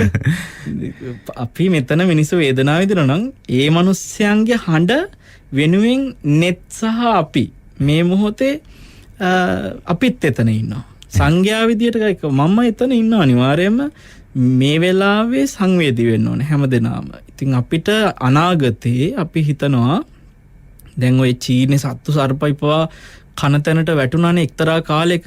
හැබැයි ඒ චීනේ ආපහු නැගිටින්න දක්ෂ වුණා. මිනිස්සු එක විදිහට එක මුතු එක නැගිට්ටා. අපිටත් මෙතෙන්දී අපි හිතනවා මේවා පාඩමක් කරගන්න ඕනේ. නාස්ති කරන දේවල් මිනිස්සුම මං කියන්නේ සමීර හිතාමතා තේරුම් අරගෙන නාස්තිකාරී දේවල් වලින් මිනිස්සු ඈත් වෙන්න ඕනේ. මේකේ අපි පාලකයා රට විනාශ කරනවා කියලා අපි නොහිතනවාට අපි අතිනුත් විනාශ වෙන බොහෝ දේ තියෙන්න පුළුවන්. අනවශ්‍ය විදියට විදුලිය දැල්වගෙන ඉන්න තැන අපිත් මේ රට විනාශ කරන එකට යම්කිසි බලපෑමක් කරනවා වෙනවා. අනිවාර්යයෙන්ම. ඒ නිසා ඒක එක උදාහරණයක් විතරයි විදුලිය කියන එක. හැම විදියකින්ම අපිටත් තියෙනවා අපේ අතින් කරන්න තියෙන වගකීම් යුතුකම්. එතකොට දැන් අපි සමහර වෙලාවට මේ රටක් ගොඩනගනවා කියලා කතා කරන ඒවා අපිට ඇත්තටම භික්ෂුවක් විදියට අපිට අවශ්‍ය නැහැ. නමුත් මේ මොහොතේ අපි දැක්ක සංවේදී සමහර සිදුවීම් ආසන්න සිදුවීමක් ඇතුළේ මම දැක්ක ඔය මිරිහානේ අහිංසක මිනිසුන්ට හරියට පහර දීලා තියෙනවා. එහෙම. එතකොට ඔතන සැලසුම් සහගතවම මේ ප්‍රශ්න අවුස්සෝප පිරිසකුත් ඉන්නවා. දැන් අර ඔබ දැක්කනේ බස් රථයක් ගිනි තියන පුද්ගලයෙක් ඇවිල්ලා. ඔය පුද්ගලයෝ මේ බස් රථය ඇවිල්ලා අර පාර හරස් කරලා නවත්තනවා. එතකොට එක්තරා කෙනෙක් ප්‍රකාශයක් කරනවා මේ බස් එක කාගේද කින්දමන්දවත් දන්නේ නැල්ලු. එයා මේ යතුරත් හොයාගෙන බස් එක ගෙනල්ලා අතනින් නැවැත්තුවලු. දකින්න ඇති වොයිස් කට් එකක් දෙනවා. යුද හමුදා කියලා ගහලා තියෙනවා මේ බස් රථේ. කාගේද කින්දමන්ද එයා දන්නේ නැල්ලු. හරිද? එතකොට මේ බස් එක ගිනි තියද්දී ගිනි තියන පුද්ගලයා ගිනි තියද්දී කිසිම පොලිස් නිලධාරියෙක් මොන විදිහකවත් අර පුද්ගලයාව නවත්තන්නවත් කටයුතු කරන්නේ ඔහේ ඉන්නවා. මොකද ඒක පැහැදිලිව පේනවා ටයර් එකට පෙට්‍රල් හලලා ගින්න අරන් ගිහිල්ලා ගිනි තියන එක මේ හොරෙන් කරන්න පුළුවන් දෙයක්වත් නෙමෙයි අපි හවුතුරුන්නේ. අන්න එතනදී අපිට දැන් තියෙන දේ තමයි ඒ පුද්ගලයා ඒක කරද්දී ඒක කරගන්න හොඳට නිදහස දීලා බලන් ඉන්න පොලිස් නිලධාරීන් විශේෂයෙන්ම STF එකේ අය එහෙම අහිංසක මිනිස්සු සහ මාධ්‍යවේදීන්. මේ දැන් ඔබත් සමීර මාධ්‍යවේදී. හරි. එතකොට ප්‍රවෘත්ති දෙපාර්තමේන්තුවේ හැඳුනුම්පත පේන්න තියාගෙන ඉන්න අවුරුදු දශක කීපයක් තිස්සේ මේ ශාස්ත්‍රයේ වැඩ කරන මාධ්‍යවේදීන්ව ගෙනල්ලා STF එකෙන් ගහනවා. අර ඩෙන්ටිටි එක පෙනි ගහනවා. එතකොට මං ආවේ මගේ රාජකාරිය කරන්න කියද්දිත් ගහනවා. ඒතර දැන් එකමට හිතන්න මේ මිනිස්සුන්ට ඇත්තටම සංවේදීකමක් තියෙනවද? මේ මිනිස්සු මේ දුක් විඳින රටේ ජනතාවගේ හඬ මේ මිනිස්සු මෙහෙලා ප්‍රකාශ කරද්දී ඔය ගහන්න කවුරු හරි අණ දුන්නා කියමුකෝ. අපි හිතමු දැන් ඔතන අණ දෙන්න පුළුවන් කාටද? එක්ක ජනාධිපති අණ දෙන්න ඕනේ. නැත්නම් ආරක්ෂක ලේකම් අණ දෙන්න ඕනේ. ආරක්ෂක ඇමති අණ දෙන්න ඕනේ. එක්ක පොලිස්පති, හමුදාපති ඔය කවුරු හරි තමයි අණ දෙන්න ඕනේ. අපි හිතමුකෝ ඔගේ කවුරු හරි අණ දුන්නා කියලා. දැන් යම් පුද්ගලයෙකුට හොඳටම තුවාල වෙනකම් පහර දෙනවා නම් යම් නිලධාරියෙක්, ඒ නිලධාරියාගෙන් ගුටි කාපු කෙනා අපි කියමු සුනිල් කියලා උදාහරණයකට නම. සුනිල්ට හොඳටම අර නෙලනවා කියන්නේ ගහනවා. දැන් ඔන්න ස්ටීෆ් නිලධාරියෙක්. හරි.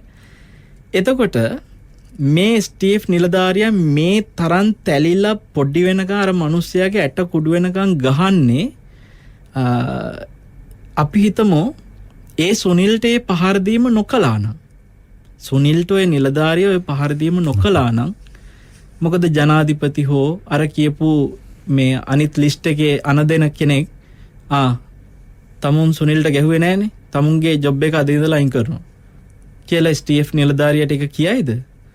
ඇයි ඒ ස්ටීෆ් නිලධාරියට එහෙම නැත්නම් ඒ හමුදා නිලධාරියට ඒ පොලිස් නිලධාරියට ඇයි මේ වෙලාවේ සංවේදීව මේ මිනිස්සුන් එහෙම පහර නොදී අතාරින්න බැරි අඩුතරමින්? එහෙනම් පහර දෙනවා නම් අර ගිනි තියෙන මිනිහට පහර දෙනවන ඔක්කොටම කලින්. අනිත් එක මේ ජල ප්‍රහාර එල්ල කරද්දී බස් එකට ජල ප්‍රහාර එල්ල ගන්න තිබ්බනේ අපි හැමෝටම ගිනි ගන්න. ඔව් මිනිස්සුන්ට වතුර පහර දෙනවා අර ගින්න නිවන්නේ ඒක උඩරම හොඳටම ගිනි ගන්නකම් පාඩුවේ තියලා තියෙනවා. එහෙම. ඉතින් ඒ නිසා ඊටාම පැහැදිලි මේවා ඇවිල්ලා මේ සංවේදී නැති පාලකයාගේ හිතාමතා මිනිස්සුන්ට කරන තවත් අවනඩු. හරිද? ඒ අවනඩුව නිසා තමයි අපිත් මේ මොහොතේ ඇත්තටම අපිත් සංවේදීව මේ කතා කරන්නේ. නැත්නම් අපිට මේ මොහොත මේ විදිහට පාවිච්චි කළ යුතු නැහැ. මේ මිනිස්සු අහිංසක මිනිස්සුන්ව මෙහෙම තලනවා නම් පෙලනවා නම් අපිත් සංවේදී වෙනවා. හැබැයි මිනිස්සුත් මෙතෙන්දී එක දෙයක් තේරුම් ගන්න ඕනේ. මේ ටික කියන්නේ ඒකයි. දැන් හෙට සමහරව කොච්චර මොන දේවල් දැම්මත් අපි පාරට එනවා කියලා කතා වෙන මිනිස්සු ඉන්නවා. මම මේ ටික කියන්නේ මම ඉන්නේ ඔබේ පැත්තේ මිසක් ඔය දහදුරා කියන වචනේ පාවිච්චි කරන්න සම්පූර්ණ අයිතිය තියෙනවා. හරිද? මේ රටම මෝසල කරපු දේශපාලකන්නේ කියලා කියන දේශපාලකයාගේ පැත්තේ අපි නැත. හැබැයි ඔබ මේ කාරුණික පින්වත් ඔබට දෙන උපදේශය ඔබ හොඳට මතක තියාගන්න. මේ වෙලාවේ අපි වැඩ කරන්න ඕන ඊටාම බුද්ධිමත්ව. මොකද ඔබ අතරටම එනවා මේ පවතින ආණ්ඩුවේම පිරිස. එහෙම. ඇවිල්ලා ඔවුන් ඔය විදියට ගිනි තියයි කඩවල් වලට ගහයි පොඩි කරයි. හැබැයි ඒ පොඩි කරන්න ගිනි තියන්න කඩන්න එන මිනිස්සුන්ව අත්අඩංගුවට ගන්නෑ. අත්අඩංගුවට ගන්නේ ඔබව. නේ? අද හොඳ උදාහරණයක් කියලා තිබ්බ අපි හැමතැනම ඉතාම සාමකාමී මේ විරෝධතාවක් තිබ්බා කොළඹ විහාර මහදේවි පිටේ. මෙය කරන්න 50 දෙනෙක් 100 දෙනෙක් පමණ එකතු වෙලා හිටියා. නමුත් වටේට බොහෝ පිරිසක් තව එනවා හිමින් මේකට එකතු වෙලා සමහර විට එතනින් තියෙන නෙළුම් පොකුණට ගලක් ගහනවා වෙන්න පුළුවන්, තියෙන ගස් කඩලා දානවා වෙන්න පුළුවන්. නමුත් බුද්ධිමත් තීරණයක් ගත්ත අර පිරිස අපි විසිරලා යමු දැන්. ඇති මේ අර වටේ පිරිසක් එකතු වෙනකොට. අන්න ඒ වගේ බුද්ධිමත් වෙන්න කියන එක ඔබ වහන්සේ සඳහන් කරන්නේ. සහ මේ කවුරු හරි ගිනි තියන්න මොනවා හරි දෙයකට එනවනම් තමන්ගේ සාමකාමී විරෝධය ප්‍රකාශ කරන තැනකට වහාම ඔවුන් අල්ලලා අත්අඩංගුවට පත් කරවන්න. හරි? ඒ කියන්නේ දැන් අර බස් එක ගිනි තියපු පුද්ගලයාව ඇත්තටම උතන හිටපු මිනිස්සු ටික අල්ලගත්තා නම් ඔය පුද්ගලයාගේ වංහොන් ටික හොයන්න තිබ්බා. නේ? දැන් මම කියන්නේ ඔය එකක්වත් නෙමෙයි. මෙතන කවුරු හරි කෙනෙක් තමන්ගේ තියෙන වේදනාව පිට කරන්න උත්සාහ කරනවා නම් අපි ඒක එපා කියන එක කියන්නේ නැහැ. තමන්ගේ තියෙන හැඟීමක් පිට කරන්න, තමන්ට තියෙන විරෝධතාවයක් ප්‍රකාශ කරන එක අපිත් පාරට එනවා. ඇවිල්ලා මේක කියනවා කියන එක ලෝකේ රටවල් මේ දියුණු රටවල් පවා කරන දෙයක්. එහෙමයි. ඒක මේ ජිනීවා වල පවා ඒකට වෙනම තැනක් හදලා තියෙනවා. මේ ජිනීවා වල තියෙනවා ඒ විරෝධතාවය ප්‍රකාශ කරන්න හදලා තැනක්. එතන පුටුවක් තියෙනවා කකුලක් නැතුව. මේ විශාල පුටුවක් සංකේතයක් විදිහට හදලා තියෙන තැනක් තියෙනවා. මමත් එතෙන්ට වැඩියා. එහෙම. මුකුත් විරෝධතා පාන නෙමෙයි. ජිනීවා වලට බණ කියන්න ගිය ගම. මේ ජිනීවා පන්සලට. එතකොට අපි දකිනවා ඒ කොයලා එතෙන්ට ගියත් යම් පිරිසක් තමන්ගේ විරෝධතා ප්‍රකාශ කරනවා. ඒ වගේම මම මේ දවල මන්දිරය ළඟට ඇමරිකාවේ දවල මන්දිරය ළඟට දවසක් වැඩි වෙලාවක එතනත් දවල මන්දිරේ ඉස්සරහා විරෝධතාවය පාන පිරිසක් මන් දකිනවා. ඒතර ඕන රටක මොන දියුණු රටේ වුණත් විරෝධතා පාන මිනිස්සු ඉන්නවා. ඒකට ප්‍රජාතාන්ත්‍රවාදී විදියට මිනිස්සුන්ට ඒකට අයිතිය දීලා තියෙනවා. ඒවට විරුද්ධ වෙන්න ඒව තහනම් කරන්න බෑ එහෙම. ඒ නිසා මෙතන මට අයිතියකුත් නැහැ ඕව කරන්න එපා කියන්න. හැබැයි මම එක දෙයක් කියනවා මෙතන. මේ වැඩි අපි නිකන් හිතමු ඔන්න ගමේ පියසේන කියලා කෙනෙක් ඉන්නවා. මෙයා දියුණු වේගෙන ආවා ගමේ. පියසේන කියන්නේ ගමට ඉන්න හොඳ ව්‍යවසායකයෙක්. අපේ හිතමු මෙයා වාහන කීපයක් අරගෙන හොඳ ව්‍යාපාරයක් කරගෙන වෙළඳ සැලක් දාලා එයා හොඳ තැනකට තමන්ගේ ව්‍යාපාරය දියුණු කරගෙන තැනකට එනවා. මේක දිහා බලන් ඉන්න බැරි ඉරිසියාකාරයෝ ටිකක් ඉන්නවා ගමේ. පියසේනගේ දියුණුව බලන් ඉන්න බැරි. දැන් මේක හොඳ අවස්ථාවක් කරගන්නවා මේ ඉරිසියාකාරයෝ ටික. පියසේනගේ කඩේ කුඩු කරන්න. පියසේනගේ වාහන ටිකට මොනවා හරි අලාභහානියක් කරන්න. ගිනි තියන්න.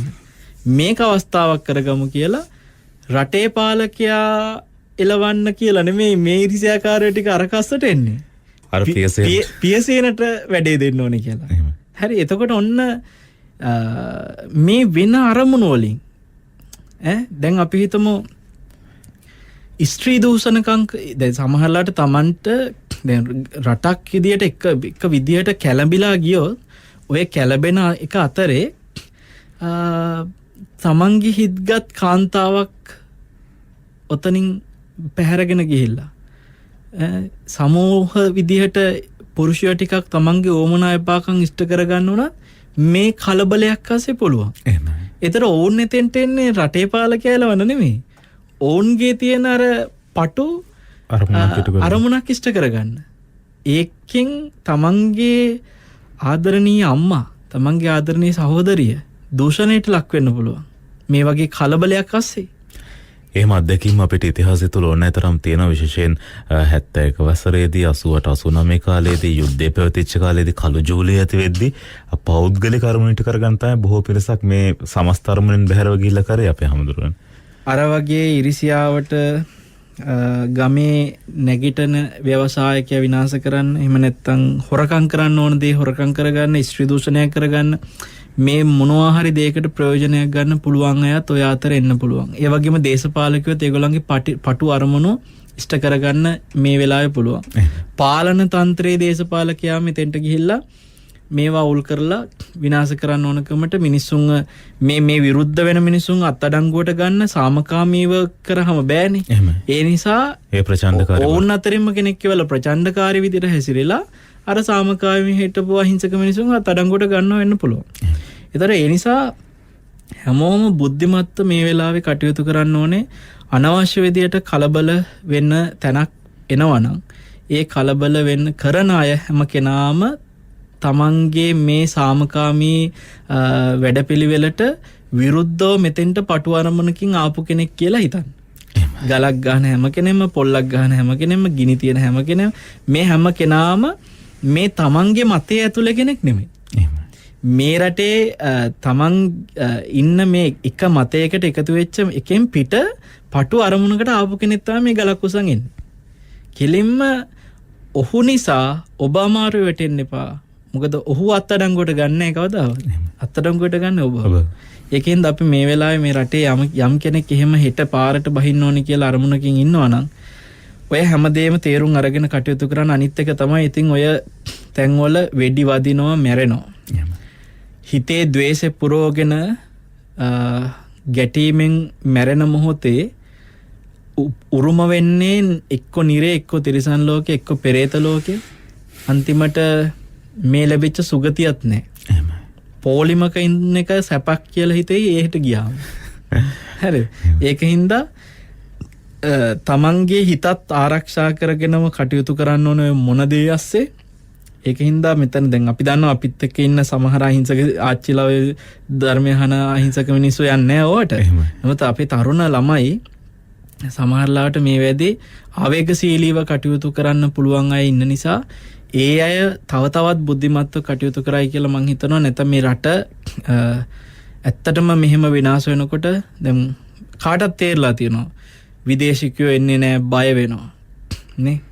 දැන් ඔබ හිතන්න සමීර හෙට දවසේ ගුවන් යානවලට හෙට මේ රටට එන්න ගුවන් ටිකට්පත් වෙන් කරගත්ත විදේශිකයෝ ඉන්නවා නම් දහස් ගාණක් හෙට දවසේ ගොඩ බහින්න හිටපු ඔවුන් අවලංගු කරනවා මේ වෙලාවේ එන එක.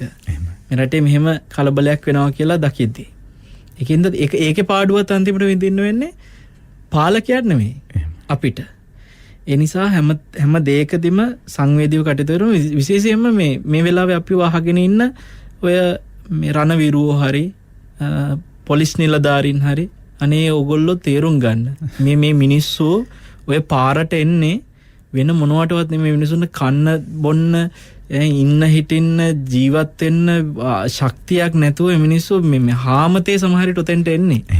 මිනිස්සු හරි වේදනාවකින් ඔතෙන්ට එන්නේ. මිනිසුන්ට පොළු වලින් පහර දෙන්න ඔයගලන්ට කවුරු කිව්වත් ඔය පඩි පොත හින්දා ඕකට යන්නේ නැතුව කටයුතු කරනවා නන්නේ සංවේදී වෙන්න ඕනේ. මේ තින්නේ මම වගේ මිනිස්සෙක්. තමනුත් ඔය පඩියෙන් පොලිස් නිලධාරීන්ට සමහරුන්ට හැමෝටම නෙමෙයි ගානක් නැතුව ඇති. මොකද මේ කොච්චර මොන අමාරුකම් තිබ්බත් මේ ඒවා ලැබෙන ක්‍රම තියෙනවා. ලැබෙන ක්‍රම තියෙනවා.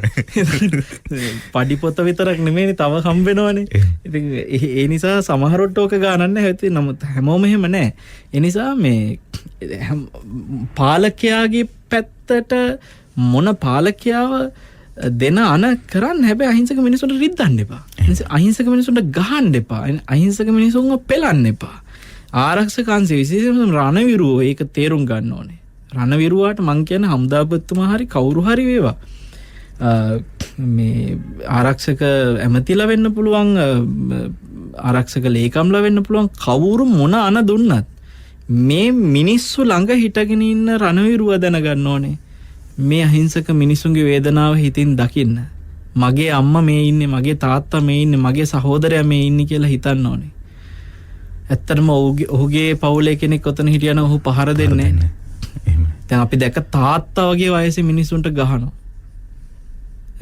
එතකොට ඒ පොළු මේ අමෝරනකොට හිතට එනවා නම් මේ මගේ තාත්තා කියලා ඔය පොල්ල පහතට දාගනි. ඉතින් ඒකින්ද මේක ඇත්තටම මේ පණිවිඩේ මේ මොහොතේ අපි සජීවීව රටට දෙන්න ඕනි කියලා හිතුවා. හෙට දවසේ යම් තීන්දුව తీරන මිනිස්සු අරගෙන තියෙන රට දැන් එක පැත්තකින් වහලා තියෙන්නේ. ඇඳිරි නීතිය දාලා ඒත් සමහරව ඇඳිරි නීති දැම්මත් අපි එන්න ඕනි කියලා හැඟීමකින් ඉන්න මිනිස්සු ඉන්න නිසා අපිට කියන්න සිද්ධ වෙන්නේ දැන් ඇඳිරි නීතියක් තියෙන ASCII යම් කිසි විදියකට වෙන හැම දෙයකටම දැඩි විදිහට වුන් පාලකයා තීන්දුව తీරන ගන්න බලනවා. ඒතර හදිසි නීතිත් ක්‍රියාත්මක වෙනවා අපි හැම කරනවා. ඒක හින්දා ඒ හදිසි නීතිය යටතේ දෙන දඬුවනුත් අන්තිමට විඳින්න වෙනවා. ඒකට අර මේ තව කබලෙන් ලිපට වැටෙනවා වගේ වැඩක් නෙවෙන්නේ. දැන් කලින් නම් විදුලිය නැතුව මේ බඩු මිල වැඩි වෙලා ගෙදරට වෙලා දුකක් විඳන් හිටියා. දැන් ඊටත් හපන් වෙනවනේ. දැන් ඔබ හිතන්න ඔබ පවුලේ ප්‍රධාන යැපීම කරන පුද්ගලයා නම් මමත් මේ කියන්න හැදුවේ. ඒ කියන්නේ ගෙදර ජීවිකාවට හයිය සපයන රැකියාව කරන කෙනා තාත්තා වෙන්න පුළුවන්. ඒ තාත්තා මෙතනදී පාරට ඇවිල්ලා මේ තාත්තව අත්අඩංගුවට ගන්නව වෙන්න පුළුවන්. ඒ තාත්තව අන්තිමට උසාවි ගෙනියන ඔන්න ආයි මේ හිරේවිලංගුවේ දානව වෙන්න පුළුවන්. නැත්නම් පහර දීමකින් ජීවිතේම අකර්මණ්‍ය වෙන්න පුළුවන්. ජීවිතේ එක්කෝ ආබාධිත වෙනවා නැත්නම් ජීවිතේ නැති වෙනවා. හිරේවිලංගුව වැටෙනවා. මේ හැම දෙයකින්ම අර ගෙදර ඉන්න අහිංසක දරුවාට බිරිඳට තිබිච්ච ටිකක් නැති වෙන එක නෙවෙන්නේ. ඒ නිසා හැම පැත්තම හිතන්න. එක පැත්තක් නෙමෙයි. හැම දෙයක්ම හිතලා හැම පැත්තම හිතලා බුද්ධිමත්ව කටයුතු කරයි කියලා අපි විශ්වාස කරනවා. අපේ අය මේ හැමෝම මේ වෙලාවේ අපේ අය වෙනුවෙන් මේ වචන ටික ඇත්තටම කතා කර ඉතින් බුදුරජාණන් වහන්සේ වදාළ විදිහට මේ ඉපදීම දුකක් කියන එක තේරෙනවා. මේ වගේ පාලකයෝ ඒක උප්පු කරනවා නේද? මිනිස්සුන්ට දැන් සමහරලාවට විදුලිය යන පැය ගාන නෙමෙයි විදුලිය තියෙන පැය ගාන ගනින්න වෙලා තියෙන්නේ. අරක ගයින්න බෑ. ඒක වැඩි දැන්. දැන් පැය 5ක් කරන්ට් එක තියෙනවා. දැන් පැය 2ක් කරන්ට් එක තියෙනවා කියලා තියන ගාන ගයින තැනට දැන් මිනිසුන්ට පත් වෙන්න වෙලා තියෙනවා. හැබැයි අර වෙනිසියුලාය වගේ තව ඉස්සරහට ඉතින් මාස ගණන් කරන්ට් එක නැතුව ඉන්න උනත් එහෙමයි නේ. එතකොට මිනිසුන්ට අන්තර්ජාලය පවා නැතුව ධර්ම දේශනාවක් අද අන්තර්ජාලයෙන් අහන කෙනා, අද ගුවන් විදුලියෙන් දේශනාවක් අහන කෙනා, ඔබ තේරුම් ගන්න ඔබට අද පුළුවන් තරම් ධර්මඥානයක් ඇති කරගන්න උත්සාහ කරන්න. අපි කරපු පැරණි බොහෝ දේශන තියෙනවා. ඔබට බොහෝ ධර්ම කරුණු අවබෝධය පිණිස කියලා දුන්න දේශන ඇති තරම් තියෙන අන්තර්ජාලේ. මේ අන්තර්ජාල පහසුකම උන තව කොච්චර කාලයක්ද කියන අපි දන්නේ. එහෙමයි. තියෙන වෙලාවේ අනම්මනම් වලට නාස්ති කරගන්න එපා. පුළුවන් තරම් ධර්ම අවබෝධය ඇති කරගන්න එකටම කාලය වෙන් කරගන්න කියලාත් කියන්නට ඕනේ. ආයුෂ කොච්චර කාලයක් තියෙද කියන්න දන්නේ නැහැ. අනිත් එක තමයි අපි හැමදාම මේ සිත්නේ දසපුවේ කාලීන ප්‍රශ්නයක් ආවට පස්සේ අපි ඒ වෙනුවෙන් කතා කරනවා. මිනිසුන්ට ආහාර හිඟකම් එනකොට අපි හැමදාම මම එතනට අපි හැමතුන්නේ එන්නේ හැදුවේ මට අවසරයි. දැන් ඔන්න ඔය විදිහට ඔබ වහන්සේ අපිට මතකයි මීට පෙරත් ඔය කොරෝනා ප්‍රශ්නේ වෙලාවේ ආහාර හිඟකම ආපු වෙලාවේ මේ විදිහටම ඔබ වහන්සේ මේ කාලීන ප්‍රශ්නේ ගැන කතා කරද්දී අපි ගෙදර මේ වත්තේ මොනවා හරි වවා ගන්න කියලානේ යෝජනා කරද්දී සමහර මිනිස්සු ඒක ඒ අයට කොච්චර පිහිටක් වුණාද කියන එක අපිට මතකද. දැන් වර්තමානෙත් අපි යෝජනාවම කරනවා. එහෙමයි. මේ අපි අනුශාසනාවක් මෙතන කරන්නේ. ඔබට වත්තේ හිටවගත්ත මඤ්ඤොක්කා කෝට්ට පුදුම උදව්වක් වෙයි යම් දවසක. ඒක නිසා අපි දැන් අද තියෙන තත්ත්වේ හෙට මොන විදිහට හැරෙනවද කියලා කියන්න බෑනේ. දැන් මේක එන්න තව උඩු දුවනවා. මේ වැදී තියෙන විසඳුම කියන්නේ පේන මානෙක මේ අයට එහෙම විසඳුමක් නෑ සමීර. ඔය IMF යනවා කියලා කතා වුණත් IMF අපි මීට කරනු තොන්තරම් IMF ගිය රටක් මේක. IMF කියන්නේ එකම පිළිසරණ නෙමෙයි මේ ප්‍රශ්න විසඳන්න. ඔවුන් ණයගත්ත රටවල් වලට පාලකයා ගිහිල්ලා ණය ප්‍රතිව්‍යුහගත කරගන්න ඕන කියන උවමනාවක් කිසිම පාලකයෙකුගේ තාම පේන්නේ නැහැ නේ. එතකොට කළමනාකරණයක් කරගන්න තාමත් කිසිම ඕනකමක් නැහැ. කොටින්ම ඔවුන් කරන වියදම් ටික කළමනාකරණය කරගන්න නේ. දැන් ඔය ආරක්ෂක අංශය එක දේවල් වලට යොදෝ මේ වෙලාවේ මිනිස්සුන්ට මේ කඳුළු ගෑස් ගහන්නෙත් අපේ සල්ලිනේ. මේ වතුර ගහන්නේ මේ ඔක්කොම මේ මිනිස්සුන්ගේ සල්ලි තව නාස්ති කරන්නේ. කිසිම කළමනාකරණයක් නැහැ. ඒ නිසා අපිට තව ඉස්සරහට මේ වැරදි පාලන නිසා තවත් දුක් විඳින්න පුළුවන්. පුද්ගලිකව තාත්තා කෙනෙක් මං කියන්නේ වගකීමක් ගන්න ඕනේ. මං සමහර මේ වෙලාවේ බීමත්කමින් ඉන්න දැන් ඔය පිච්චවනේ පැත්තේ එහෙම අහිංසක දුප්පත් මිනිස්සු ඉන්නෝනේ. එහෙම. මං ඒ බොන තාත්තලට එහෙම එන්න කියලා මං අහනවා. දැන් ඔයා හිතනවාද අද තියෙන අතට ලැබෙන මුදලට වඩා හෙට ඔය මුදලෙන් ගන්න තියෙන බඩු ටික තව අඩු වෙනවා. ඇයි බඩු මිල වැඩි වෙන්න තව අඩු වෙනවා. අඩු වෙන්න මොකද වෙන්නේ? ගෙදර ඉන්න ළමයින්ගේ බඩට ලැබෙන කෑම ප්‍රමාණය අඩු වෙනවා. හරිද? කන්න තියෙන වේල් ගාන අඩු වෙනවා. කන්න තියෙන දවස් ගානත් අන්තිමට අඩු වෙනවා. එතකොට මේ වෙලාවේ අතේ තියෙන හැම මුදලක්ම මතු අනාගතයටත් සෑහෙන උපකාරයක් වෙනවා. තවත් මේ වෙලාවේ තව දුරටත් බොන්න එපා. ඔය බොන මුදල ඉතුරුවක් කරගන්න. මේක පුදුම වගකීමක් ගන්න ඕනේ තාත්තලා විශේෂයෙන් ගෙවල් වල ඉන්න. අනිවාර්යයෙන්ම. නාස්ති කරන සිගරට් එකට අරක්කු ටිකට නාස්ති කරන ඒ සල්ලි ටික මොන තරම් වටිනවද? ළමයාගේ කුස පුරවන්න හාල් ඇටයක් ගන්න ඉස්සර දැන් අර හාලුත් සැෂේ පැකට් වෙනවා කියලා තියෙන ඉස්සරහට. එහෙමයි. නේද? මෙතන දැනටත් ඇවිද්ද කොහෙද? මේ පොඩි සැම්පු පැකට් වගේ හාල් උනත් ඉස්සරහට පුංචි පැකට් වෙන්න ලෑස්ති ඉතින්. එතකොට මේ අපි එක සිගරට් එකකට වියදම් කරන මුදල මන් දන්නේ කවදා හරි දවසක බඩගින්නේ දවස් ගණන් ඉන්න වෙන තත්ත්වයටපත් වුණොත්. අර මං කිව්වේ වෙනිසුලාවේ මේ කිහෙලවරියක් ගන්න මාස දෙකක පඩියක් විතර වියදම් කරන තත්ත්වයටපත් වෙලා කියලා. ඕන අර විල්බරෝ වල සල්ලි පටවන යනවා සමහරට පාංගිරියක් ගන්න. සමීර මන් දැක්ක එක සුදු ජාතිකේ ඒ රටේ සංචාරයට ගිහිල්ලා එයා ඩොලර් 10ක් මාරු කරනවා වෙනිසුලාවේ මුදල් වලට. එයාට හම්බෙනවා මිලියන 4ක්. ඩොලර් 10යි මේ පොඩි ඩොලර් 10ට මිලියන 4ක්. එතකොට කෙහෙල් ගෙඩියක් කෙහෙල් ඇවරියක් ගන්නවා පාරායනේ මේ පුද්ගලයා මේ වාහනේ නවත්තලා මිලියන 2ක් කෙහෙල් ඇවරිය. එහෙම. එතකොට ඩොලර් වලින් ඔහුට ඒක ගානක් නැහැ. හැබැයි ඒ රටේ මිනිසුන්ට ලැබෙන සැලරි එක පඩිය වැඩි වෙලා නැහැනේ. ඒ මිනිස්සු ඒ මුදලෙන් ජීවත් වෙන්නේ බොහොම දුෂ්කරව. දැන් සමහර කඩවල වල එහෙම කන බොන ගොඩක් බඩු මුට්ටු නැහැ. ඇයි ගන්න කෙනෙක් නැහැ. මිලදී ගන්න.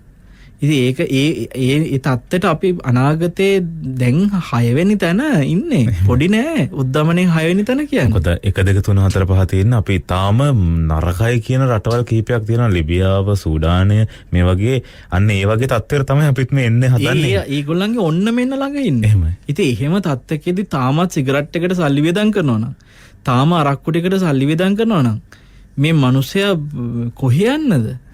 මේ වෙලාවෙවත් තමන්ගේ ගෙදර ඉන්න අහිංසක දරු පැටවු ටික තමන්ගේ යටතේ තමන්ගේ රැකවරණයට ඉන්න බිරිඳ. දැන් අපි හොඳ එතන තව දෙයක් අපි එකතු කරන එක වටිනවා. මොකද දැන් අද අප්‍රේල් 2 වෙනිදා දැන් තව දින 13ක් තියෙද්දි බොහෝ දෙනෙක් බලාගෙන ඉන්නවනේ මේ අවුරුද්ද සමරන්න. මේ අවුරුද්ද සමරද්දී අපි හැමතුරනේ මේවර සියලු අනවශ්‍ය වේදම් අපි නවත්තන්න ඕනේ නේද? අනිවාර්යෙන් මේකෙදී අවුරුද්ද විතර නෙමෙයි හැම දෙයකම සමීර තමන් බොරුවට නාස්ති කරපු මුදලක් තියෙනවා නම් ලෝකෙට පේන්න වීදම් කරපු මුදල් සමහරුන්ගේ තියෙන. ඒවා. හරිද? ඒ වගේ හැම දෙයක්ම තමන් ඉතුරු කරගන්න ඕනේ. දැන් ওই වෙනිසියුලාවේ සමහර අර බහුජාතික කෑම කඩ තියෙන්නේ. අපිට මේ වෙලාවේ මාධ්‍යයක් නිසා ඒ නම් කියන්න බෑ. ඔය ඇමරිකන් කඩ තියෙනවා. මේ කුකුල් මස් විවිධ විදිහට හදලා දෙන කඩ තියෙනවා. ඒ වගේම මේ ඉතාලියන් කෑම දෙන ඇමරිකන් කඩ තියෙනවා. එක කෑම කඩ තියෙනවා. ප්‍රසිද්ධ මේ චේන් විදියට අපේ රටෙත් තියෙනවා. හැම රටේම තියෙනවා. එතකොට ඒවට යන කෙනෙක් මාස් දවස් 3-4කට සැරයක් විතර ඔන්න මිනිස්සෙක් එනවලු බලනකොට ඒ මිනිස්සයාත් මේ යාගේ කෑම එකක් කාලේ යන්න එන්නේ. මේ කඩවලට එන මිනිස්සු නෑ ඒ රටවල වල දැන්. වෙනිසියුලාවේ එහෙම. ඊතරන්ටපත් වෙලා. හැබැයි අපි තාම දකිනවා අර තාම වතුර නටලා නැහැ කකුලුව තාම මේකේ ඉන්නවා. ඒ නිසා වතුර රස්නේ නැහැනේ තාම. හැබැයි යට ගිනි ගන්නවා. තාම රත් වෙලා නැහැ. කකුල හොඳට නට ඉන්නවා. අපිට පේනවා තාමත් අර කඩවල වල ඕන තරම් අනවශ්‍ය නාස්ති මුදල් නාස්ති කරන කඩවල වල මිනිස්සු පෙරලා විනෝද වෙනවා. හැබැයි තව දෙයක් තියෙනවා. වෙනිසියුලාවේ මධ්‍යම පාන්තිකයෝ හොයාගන්නත් නැති තරම් මේ වෙනකොට ඉන්නේ වර්ග දෙකයි. අතිශය දුගී පිරිසයි අතිශය ධන කුවේරයෝ. එහෙමයි. ඒ අතිශය ධන කුවේරයෝ උප්පරිම වියදම් කර සල්ලි නාස්ති කරන අයත් ඉන්නවා. එයාලා සමහරවිට වෙන රටවල වල ගිහින් සල්ලි නාස්ති කරනවා. ඒ දෙගොල්ල ඉන්නේ මධ්‍යම පාන්තිකයේ අඩුයි. ඉතින් ඒකින්ද අපිට පේනවා මේ රටෙත් දැන් අපි හිතමු නිකන් යකඩ කියලා ගොඩනැගිලි ඉදි කරන්න තියෙන යකඩ කියලා හිතමු. මේ යකඩ අලෙවි කරන පුද්ගලයෝ උනත් විවිධ අය මේවා මහා ජාවාරම් කරගෙන මේ මිනිස්සුන්ට ආපු පීඩනයේම ප්‍රයෝජනෙට අරගෙන අතිශය ධනය හම්බ කරන පිරිසක් වෙලා තියෙනවා සමහරු. එතකොට ඒ අයට ඔබ කිව්ව විදියට ප්‍රශ්න නැහැ. ඒගොල්ලෝ අවුරුදු උපරිම සමරයි. පාටි උපන්දිනයක් අහම හොඳට සමයි. ඒගොල්ලන්ට මේ මෙලාවේ මිනිසුන්ව තව තල හම්බ කරනවා. එතකොට අර අපිත් එක්ක ඉන්න අහිංසක මිනිස්සුන්ට අපි මේ කියන්නේ ඔබ ඔබේ ගෙදර දරුවෝ ගැන, තමන්ගේ ආදරණීය බිරිඳ ගැන, අම්මා තාත්තා ගැන මීට වඩා වගකීමක් කරන් නාස්ති කරන සියල්ලම මේ වෙලාවේ ඔළුවේ තියාගන්න මේක නාස්ති කරන්න ඕන වෙලාවක් නෙමෙයි කියලා. හැබැයි ඉතින් ඇඳුමක් එහෙම ගන්න එක එපා කියන එකත් සුදුසු නෑ. මොකද හේතුව මේ වෙලාවේ ගත්ත ඇඳුම තමයි සමහරට අවුරුදු ගානකට ඉතුරු වෙන්නේ. එහෙමත් වෙන්න පුළුවන්. එහෙම දේවල් තියෙන අපේ හැමෝටම මේ අවුරුද්දේ ඒ ඇඳුම් ගන්න එච්චරයි. ඔව්. එහෙම වෙන අවස්ථා තියෙනවා. ආයි කවදාවත් ඇඳුමක් ගන්න අවුරුදු ගානක් කියන සමහරට ඒ ඇඳුම් වලට අවශ්‍ය කරන අමුද්‍රව්‍ය පවා අපිට දැන් මේ ඔක්කොම රටින් ගේන්නේ. සපේ ගන්න බැරි තැනට අපි පත් වුණොත් නේ. ඒ ඇඳුම් විතරක් ඉතුරු වෙන්න පුළුවන්. එහෙනම් මම දැක්ක එක්තරා ලස්සන ප්‍රකාශයක් තියෙනවා කඩදාසි මිලදී ගන්න බැරුව දැන් කඩදාසි ප්‍රශ්නයක් තියෙනවානේ. හරිද? මේ එක කෙනෙක් අහලා තිබ්බා ඕක කඩදාසි වලට උනේ හොඳලාට මම මේ කල්පනා කරන්නේ ඕක දවසක රෙදි වලට උනොත් මොකෝ කරන්න කියලා. එහෙමයි හම්දුරන්. ඒක හින්දා මේ අපිට ඇත්තටම දැන් ධර්මයේ තුල ඉන්න ශ්‍රාවකයා මං හිතනවා පිනට කුසලයට